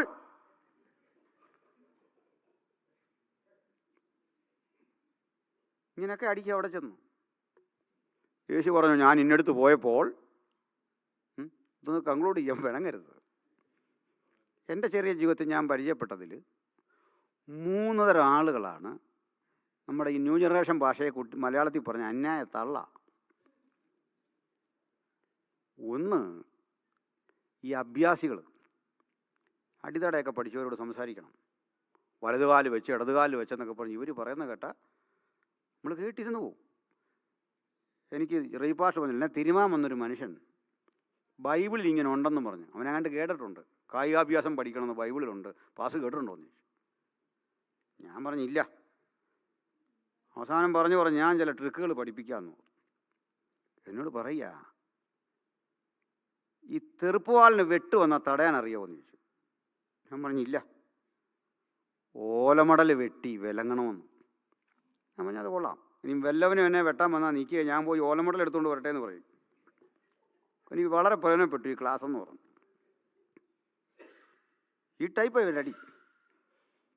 രണ്ടാമത്തെ കൂട്ടർ ഈ മിലിറ്ററിയിൽ നിന്ന് റിട്ടയറായി വന്ന അച്ചാന്മാരാണ്. ഏതാണ്ട് ഒരു തണുപ്പിൻ്റെ ഡിഗ്രിയൊക്കെ പറഞ്ഞിട്ട് ഞാൻ അവിടെ ഇങ്ങനെ മൈനസ് ഡിഗ്രി നിൽക്കുക എന്നൊക്കെ പറഞ്ഞിട്ട്, അന്നേരം എൻ്റെ കൂട്ടുകാരൻ ആന്ധ്രാക്കാരനൊരു വെട്രിവേൽ അപ്പുറത്ത് നിൽക്കുന്നു. പാകിസ്ഥാൻ ഇങ്ങോട്ടൊരു മിസൈൽ അയക്കുന്നു. ഞാൻ വെട്രിവേലിനെ വകഞ്ഞു മാറ്റുന്നു. ഈ കൈ കൊണ്ട് അതിങ്ങ് പിടിച്ചു. നമ്മളെ ചെറുപ്രായത്തിൽ ചായക്കടയിലൊക്കെ ഇരുന്ന് കേട്ട് നേരാന്നൂർത്ത് വരിക, കണ്ണ് തള്ളി. മൂന്നാമതൊരു കൂട്ടരുണ്ട്. അത് ഭൂതത്തെ ഇറക്കുന്ന വാസന്മാരാണ്. കെടികെട്ടിയ പല പ്രവാചകന്മാരും ആ വീട്ടിൽ ചെന്നു. ഒരു വിടുതലും ഉണ്ടായില്ല. 7-ാം ദിവസം ഈ ഏഴയും ചാരവും കൃമിയും പൂഴിയുമായ ഈ സാധുവായ ഞാൻ, ഇതൊന്നും എൻ്റെ പുകഴ്ചയ്ക്ക് പറയുന്നതല്ലെന്ന്. ഈ ടൈപ്പാണ് നമ്മളീ പലരും അല്ലേ. പക്ഷെ ജൂതന് 10,000 വാക്ക്. എൻ്റെ ആത്മീയവശം പറയാൻ വന്നാൽ മറക്കല്ലേ. ക്ലാസ് ആയതുകൊണ്ടാണ് ഇങ്ങനെയൊക്കെ പറയുന്നത്. വിഷമമുണ്ടോ? ആ, അല്ലെങ്കിലും പാസ്റ്റർമാരെ പറയുമ്പോൾ നിങ്ങൾക്കൊരു സന്തോഷമാണ്, എനിക്കറിയാം. അപ്പോൾ അതുകൊണ്ട് ഈ YHWH എങ്ങനെ യഹോവയായി? യാഹ്വേ എന്ന് പറയേണ്ട അക്ഷരം എങ്ങനെ യഹോവ എന്നായി? യഹോവ എന്ന് എഴുതണമെങ്കിൽ താഴെ ഒരു ഈ വേണം, അപ്പുറത്ത് W കഴിഞ്ഞൊരു O വേണം അല്ലേ? ഇതെങ്ങനെ കയറി വന്നറിയണ്ടേ? ജൂതന്മാർ പലയിടങ്ങളിൽ പലായനം ചെയ്തു, ചെതറി ലോകത്തിൻ്റെ പലയിടങ്ങളിൽ പലവട്ടം പോയിട്ടുണ്ട്. ഈ പോയ ആളുകൾ സിനഗോഗിലെ റീഡിങ്ങിന് വേണ്ടി ഈ ഹീബ്രു സൂക്ഷിച്ചു വെച്ചു. പ്രീസ്ലി ഹീബ്രു എന്ന് തന്നെ പറയും. പൗരോഹിത്യ എബ്രായ സൂക്ഷിച്ചു വെച്ചു. അതിങ്ങനെ വായിക്കും, പുരോഹിതന്മാർക്ക് മനസ്സിലാകും, വേറെ ആർക്കും പിടികിട്ടുകയില്ല. നമ്മുടെ സുറിയാനി വായിക്കുന്ന പോലെ ചർച്ചിൽ. അപ്പോൾ കുറേ കാലം കഴിഞ്ഞ് അവർ നാട്ടിൽ തിരിച്ചെത്തിയപ്പോൾ പുതിയ തലമുറ പോയ സ്ഥലത്തെ ഭാഷകൾ പഠിച്ചു വന്നു. ഇവർക്കിത് എത്ര നോക്കിയിട്ടും വഴങ്ങുന്നില്ല. ഇത് വായിക്കാൻ, യാഹ്വേ എന്ന് വായിക്കാൻ പറ്റുന്നില്ല. വള്ളിയും പുള്ളിയൊക്കെ വേണം. അതിനുവേണ്ടി മസോറികൾ എന്നറിയപ്പെടുന്ന ഒരു പറ്റം റബിമാർ ഒരു സംവിധാനം ചെയ്തു. വവ്വൽസ് കൃത്രിമമായി ഉണ്ടാക്കി. കേൾക്കുന്നുണ്ടോ? കുത്തും പുള്ളിയൊക്കെ ഉണ്ടാക്കി അക്ഷരങ്ങളിൽ ഫിറ്റ് ചെയ്ത് വെച്ചിട്ട് വായന സുഗമമാക്കി. അതുകൊണ്ട് മസോറികളുടെ ഒരു ടെസ്റ്റ് എടുത്താൽ, ഒരു പുസ്തകം എടുത്താൽ, ആ പുസ്തകത്തിൻ്റെ വശങ്ങളിൽ നടുവിലൂടെ ഒരു വര കാണും. ഒരു ഭാഗത്ത് വിത്ത് വവ്വൽസ്, അപ്പുറത്ത് വിത്തൗട്ട് വവ്വൽസ്. വിത്ത് വവ്വൽസിനകത്ത് യഹോവയെന്നും വിത്തൗട്ട് ആണെങ്കിൽ യാഹ്വേ എന്നും. മനസ്സിലാവുന്നോ? എന്തിനാണത് വന്നെന്നറിയണ്ടേ? എലോഹീം എന്നെഴുതുന്ന അക്ഷരങ്ങളുടെ ആ സ്വരാക്ഷരമെടുത്ത് യഹോവയ്ക്ക് വെച്ചപ്പോൾ, യാഹ്വയ്ക്ക് വെച്ചപ്പോൾ യഹോവയായി, മറ്റേ യാഹ്വയായി. രണ്ടും രണ്ടുപേരല്ല, ഉപയോഗം കൊണ്ടായതാ. അപ്പോൾ ഇവരെന്തിനാ രണ്ടും വെച്ചെന്നറിയണ്ടേ? ഒറിജിനലി യാഹ്വയാണ്. അതിൻ്റെ മുകളിൽ അവരെഴുതും കെത്തീബ്. കെത്തീബ് എന്ന് പറഞ്ഞാൽ ടു റൈറ്റ്, കിതാബ്, എഴുതേണ്ടത്. ഇപ്പുറത്ത് എഴുതിയിരിക്കും QURE, കിരേ എന്ന് വായിക്കണം. കിരേ എന്ന് പറഞ്ഞാൽ വായിക്കേണ്ടത്. അല്ലെങ്കിൽ ഈ ഖുറാൻ എന്നൊക്കെ ഉണ്ടാകുന്നത് വായിക്കുക എന്നതിൻ്റെ അർത്ഥം. കെത്തീബ് എഴുതേണ്ടത്, കിരേ വായിക്കേണ്ടത്. എന്നാൽ ഇന്ന് കുറേ കഴിഞ്ഞപ്പോൾ വീണ്ടും ജൂതന്മാർ തിരിച്ചു വന്നല്ലോ അടുത്ത കാലത്ത്. ഇപ്പോൾ ഇവർക്ക് ഈ വള്ളിയും പുള്ളിയൊന്നും വേണ്ട, പഴയ പോലെ എത്തിച്ചു. ഇപ്പോൾ ദിനപത്രങ്ങൾ പോലും ഇറങ്ങുന്നത് ഈ കെത്തീബ് ടൈപ്പാണ്. പക്ഷെ കാലമേറെ കഴിഞ്ഞപ്പോൾ ഇതിനകത്തൊരു തർക്കമുണ്ടായി. കാരണം യാഹ്വേന്ന് വായിക്കണോ യഹോവയെന്ന് വായിക്കണോ, ഇങ്ങനെ ഈ ചിന്ത വന്നപ്പോൾ ഇവരെഴുതുമ്പോൾ യാഹ്വേ എന്ന് തന്നെ എഴുതും. പക്ഷെ ഒരിക്കലും യാഹ്വേ എന്ന് വായിക്കില്ല. ഭയം നിമിത്തം, ദൈവത്തിൻ്റെ പേരുച്ചരിക്കാനുള്ള ഭയം നിമിത്തം അദോനായ് എന്ന് പറയും. നമ്മൾ ഈ അഡോനായ് എന്ന് പറയരുത്, അത് പ്രൊണൗൺസിയേഷൻ കറക്റ്റല്ല. അദോനായ്, അദോനായ് എന്ന് വായിക്കാവൂ, എഴുതുന്നത് യാഹ്വേ. ഈ ഒരു കാര്യം മാത്രം, ബാക്കിയൊക്കെ അല്ലാതെ വായിക്കാം. നമ്മൾ പറയലേ യഹോവൻ്റെ ഇടയനാകുന്നു, അവരിത് കേട്ട് പേടിക്കും. ഞങ്ങൾ ഭയഭക്തിയോടെ വിളിക്കുന്ന ഈ പേര് ദാ ഇവരെല്ലാം കൂടെ എടുത്ത് ഇങ്ങനെ ഉപയോഗിക്കുന്നു. അവർ അദോനായ് എൻ്റെ ഇടയനാകുന്നു, പക്ഷെ അദോനായ് എന്ന് എഴുതുകയല്ല. പിന്നെയും ഒരു മാറ്റം ഉണ്ടായി. ഈ യാഹ്വേ എന്ന പേര് അദോനായ് എന്ന് വിളിച്ചാൽ ഒരു അപകടം അവർ തിരിച്ചറിഞ്ഞു. എൻ്റെ അർത്ഥം മാസ്റ്റർ അല്ലെങ്കിൽ യജമാനൻ.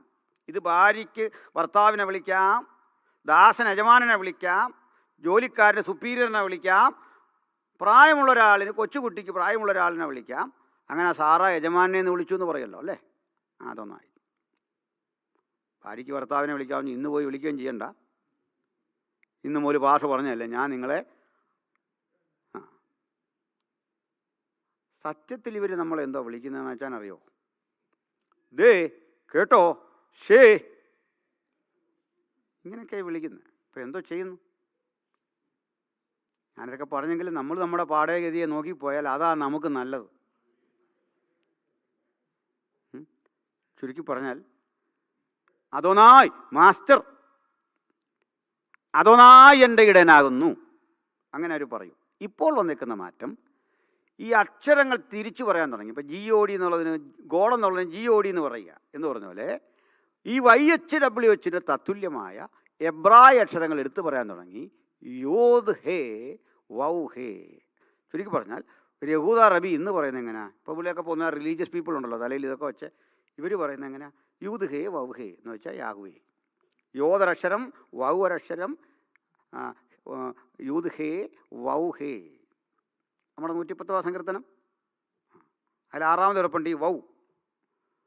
പണ്ടൊരു ദിവാസൻ ഓർത്തിയത് ആരെയോ പേരാന്ന് ഓർത്തിട്ട് പ്രബോധനം പറഞ്ഞു കർത്താവിൻ്റെ വിലയേറിയ ദാസൻ വൗ ഇങ്ങനെ അഭിപ്രായപ്പെടുവാൻ തൊക്കെ ഇടയായിത്തീർന്നു. വൗ അക്ഷരമാണ്. അപ്പോൾ യൂദ് ഹേ വൗ ഹേ. യൂദ് എന്ന് പറഞ്ഞാൽ വൈക്ക് പകരമുള്ള അക്ഷരം, ഹേ ഹേത്തെന്നുള്ള അക്ഷരം. യൂദ് ഹേ വൗ ഹേ. അപ്പോൾ YHWH 6828 ആവർത്തി ബൈബിളിൽ കിടപ്പുണ്ട് യൂദ് ഹേ വൗ ഹേ. പുതിയ നിയമത്തിലേക്ക് വരുമ്പോൾ യഹോവ എന്ന് കാണുന്നില്ല. അതിൻ്റെ കാരണം ജൂതന്മാർക്ക് ഇത് പറയാനുള്ള ഭയം നിമിത്തം അവർ പിൽക്കാലത്ത് പറഞ്ഞതാണ് ബൈബിൾ കിടക്കുന്നത്, കർത്താവിൻ്റെ ഇടയനാകുന്നു, കർത്താവിൻ്റെ കർത്താവിനോട്. അപ്പുറത്ത് കിടക്കുന്ന യഹോവ. ചുരുക്കി പറഞ്ഞാൽ ജൂതന്മാർ യാഹ്വേ എന്ന് വിളിച്ച നമ്മുടെ കർത്താവായ യേശുക്രിസ്തുവിൻ്റെ പിതാവായവനെയാണ് നമ്മളും ആരാധിക്കുന്നത്. അതുകൊണ്ട് യാഹ്വേ വിരുദ്ധത ക്രൈസ്തവരെ സംബന്ധിച്ചിടത്തോളം സ്വീകാര്യമായ ഒന്നല്ല.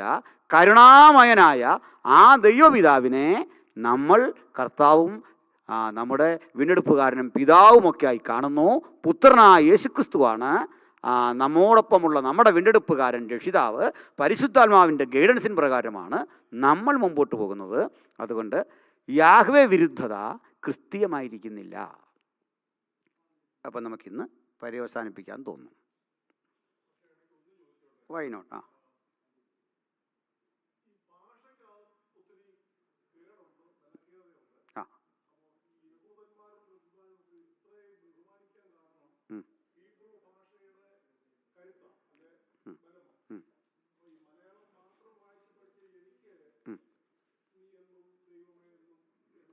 ഒക്കെ വിളിക്കാൻ ഈ ബൈബിൾ തന്നെ, മലയാളം ബൈബിൾ തന്നെ പഠിപ്പിച്ചത്. അതിനെന്താ ഒരു പരിഹാരം? കോട്ടയത്ത്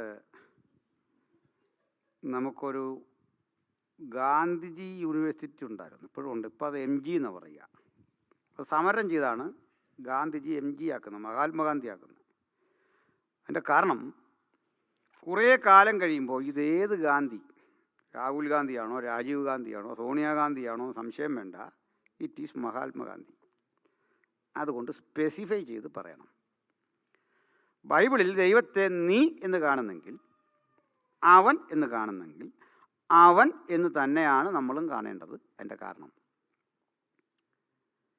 ദൈവത്തിന് ഒരു സ്ത്രീ ഭാവം നൽകാനുള്ള ശ്രമം ഈ ഫെമിനിസ്റ്റ് തിയോളജിക്കാർ ഡെവലപ്പ് ചെയ്യുന്നുണ്ട്. അത് പുരുഷഭാവമാണ് എന്ന അർത്ഥത്തിലും അല്ല പറയുന്നത്. പക്ഷേ നീ അവൻ എന്നൊക്കെ വിളിക്കുമ്പോൾ ഈ വിളി തരുന്ന ഒരു ഇൻറ്റോണേഷനുണ്ട്, ശബ്ദം. അതിൽ ജനിക്കുന്നത് ഭക്തിയാണെങ്കിൽ ആ പദം തെറ്റില്ല. എന്നാൽ അങ്ങനെ ആ പദത്തിൽ നമുക്ക് മുമ്പേ പറഞ്ഞൊരു തരത്തിൽ ഫീൽ ചെയ്യുകയാണെങ്കിൽ അങ്ങ് എന്ന് അഭിസംബോധന ചെയ്യാം, അവിടുന്ന് ഒന്ന് പറയാം. പക്ഷേ എഴുതുമ്പോൾ അവനം തന്നെ കിടക്കണം. കെത്തിവിക്കിരെ നിയമം അതാ. കാരണം ഇംഗ്ലീഷിലും അതേ പറ്റൂ, യു എന്നേ പറയാൻ പറ്റൂ. അപ്പോൾ ഈ പറയുന്ന ആളിൻ്റെ വാക്ക്, ആ വിളിയുടെ സമീപനമാണ്, ആറ്റിറ്റ്യൂഡ്. അതാ കറക്റ്റ് പദം. ആറ്റിറ്റ്യൂഡ് ഭക്തി നിർഭരമായിരിക്കണം. കാരണം ദൈവം നമ്മുടെ വ്യാകരണം നോക്കിയല്ല ഇടപെടുന്നത്. ഒന്നും പറഞ്ഞില്ലെങ്കിലും ദൈവത്തിന് അത് മനസ്സിലാവും, അല്ലേ? അപ്പോൾ നമ്മുടെ ഹൃദയങ്ങളെ അറിയുന്നു. അങ്ങനെയാണ്. അപ്പോൾ ദൈവത്തെ പിതാവെന്ന് വിളിക്കാം, ദൈവമെന്ന് വിളിക്കാം, കർത്താവെന്ന് വിളിക്കാം, അവിടുന്ന് വിളിക്കാം. ഭക്തിയിൽ അത്തരത്തിൽ യാതൊരു റെസ്ട്രിക്ഷനും പ്രത്യേകിച്ചില്ല. അത് ഹൃദയംഗമമാണ്. ഇനിയും ചോദ്യം? മലയാളം കുഴപ്പമില്ല. ഇല്ല, യഹോവ എന്ന് ചേർത്താൽ മതി. നമുക്ക് യഹോവ എന്ന് വിളിക്കാം. എൻ്റെ കാരണം എന്താ? ജൂതൻ, അതെ, ഇത് കേൾക്കേണ്ട ഒരു കാര്യം. ഈ ജൂതന്മാർ, റബിമാർ വ്യാഖ്യാനിച്ച് ഇത് സങ്കീർണമാക്കി. അവരാണത്. അതിൽ നിന്ന് കർത്താവ് ഇവരെ പരിഹസിച്ചിട്ട് അവിടെ നിന്നെല്ലാം മാറ്റി മാറ്റി ശുദ്ധീകരിച്ച് തന്നെ. ഇല്ലാത്ത കാര്യങ്ങൾ അവർ ആഡ് ചെയ്തു ശാസ്ത്രിമാർ. അത് മാറ്റിക്കൊണ്ട് പരീശന്മാരും ശാസ്ത്രിമാരും കൊണ്ടുവന്ന വ്യാഖ്യാനത്തെ മുഴുവൻ തള്ളിയിട്ട് ഇപ്പം നമ്മൾ യേശുവിൻ്റെ അടുത്ത് ഇതുപോലൊരു ചോദ്യം ചോദിച്ചാൽ കർത്താവ് അതിനൊന്ന് ഒത്തിരി മറുപടി പറയാതെ പറയും, ഞാനോ നിങ്ങളോട് പറയുന്നു. ഇവിടെ നമുക്കങ്ങ് തുടങ്ങാം. അപ്പോൾ സിമ്പിളാക്കി തന്നത്. കാരണം ഇവരെല്ലാം പലതരം വേർഷനുകൾ ഉണ്ടാക്കി ആകെ കുരുക്കാക്കിയിട്ടിരുന്നൊരു ലോകത്തെ ശുദ്ധീകരിച്ചെടുക്കാൻ യേശു ചെയ്ത ഒറ്റ പ്രവൃത്തി, നമുക്ക് ഇവിടുന്ന് അങ്ങ് സ്റ്റാർട്ട് ചെയ്യാം. ഞാനിവിടുന്ന് തുടങ്ങാം. ജീവനുള്ള പൊതുവഴി ഇവിടുന്ന് സ്റ്റാർട്ട് ചെയ്തു. അപ്പോൾ സിമ്പിൾ. അപ്പോൾ യേശു തന്ന മാതൃക, പൗലോസ് തന്ന മാതൃക, അപ്പോസ്തലന്മാർ തന്ന മാതൃക, അതുവഴിയാണ് നമ്മൾ ദൈവിക ചിന്ത ഡെവലപ്പ് ചെയ്തെടുക്കേണ്ടത്. സന്തോഷമായോ? അപ്പോൾ ഇത് നമ്മൾ പര്യവസാനിപ്പിക്കുമ്പോൾ നമ്മൾ ഈ ഇൻറ്റേണലി രൂപപ്പെട്ട് വരുന്ന ഇങ്ങനെ ചില ആശയങ്ങളും ട്രിനിറ്റി നിഷേധത്തിനും ആണ് സംസാരിച്ചത്. നാളെ നമുക്ക് ട്രിനിറ്റി പ്ലസ് എക്സ്റ്റേണലായ ചില കാര്യങ്ങൾ, ബാക്കി 3 ദിവസം കൂട്ടുണ്ടല്ലോ. ഇത് എല്ലാവരെയും സഹായിക്കട്ടെ. കൂടുതൽ പ്രാർത്ഥനയുടെ പ്രതീക്ഷയോടെ അടുത്ത ദിവസം നമുക്ക് എത്തിച്ചേരാം.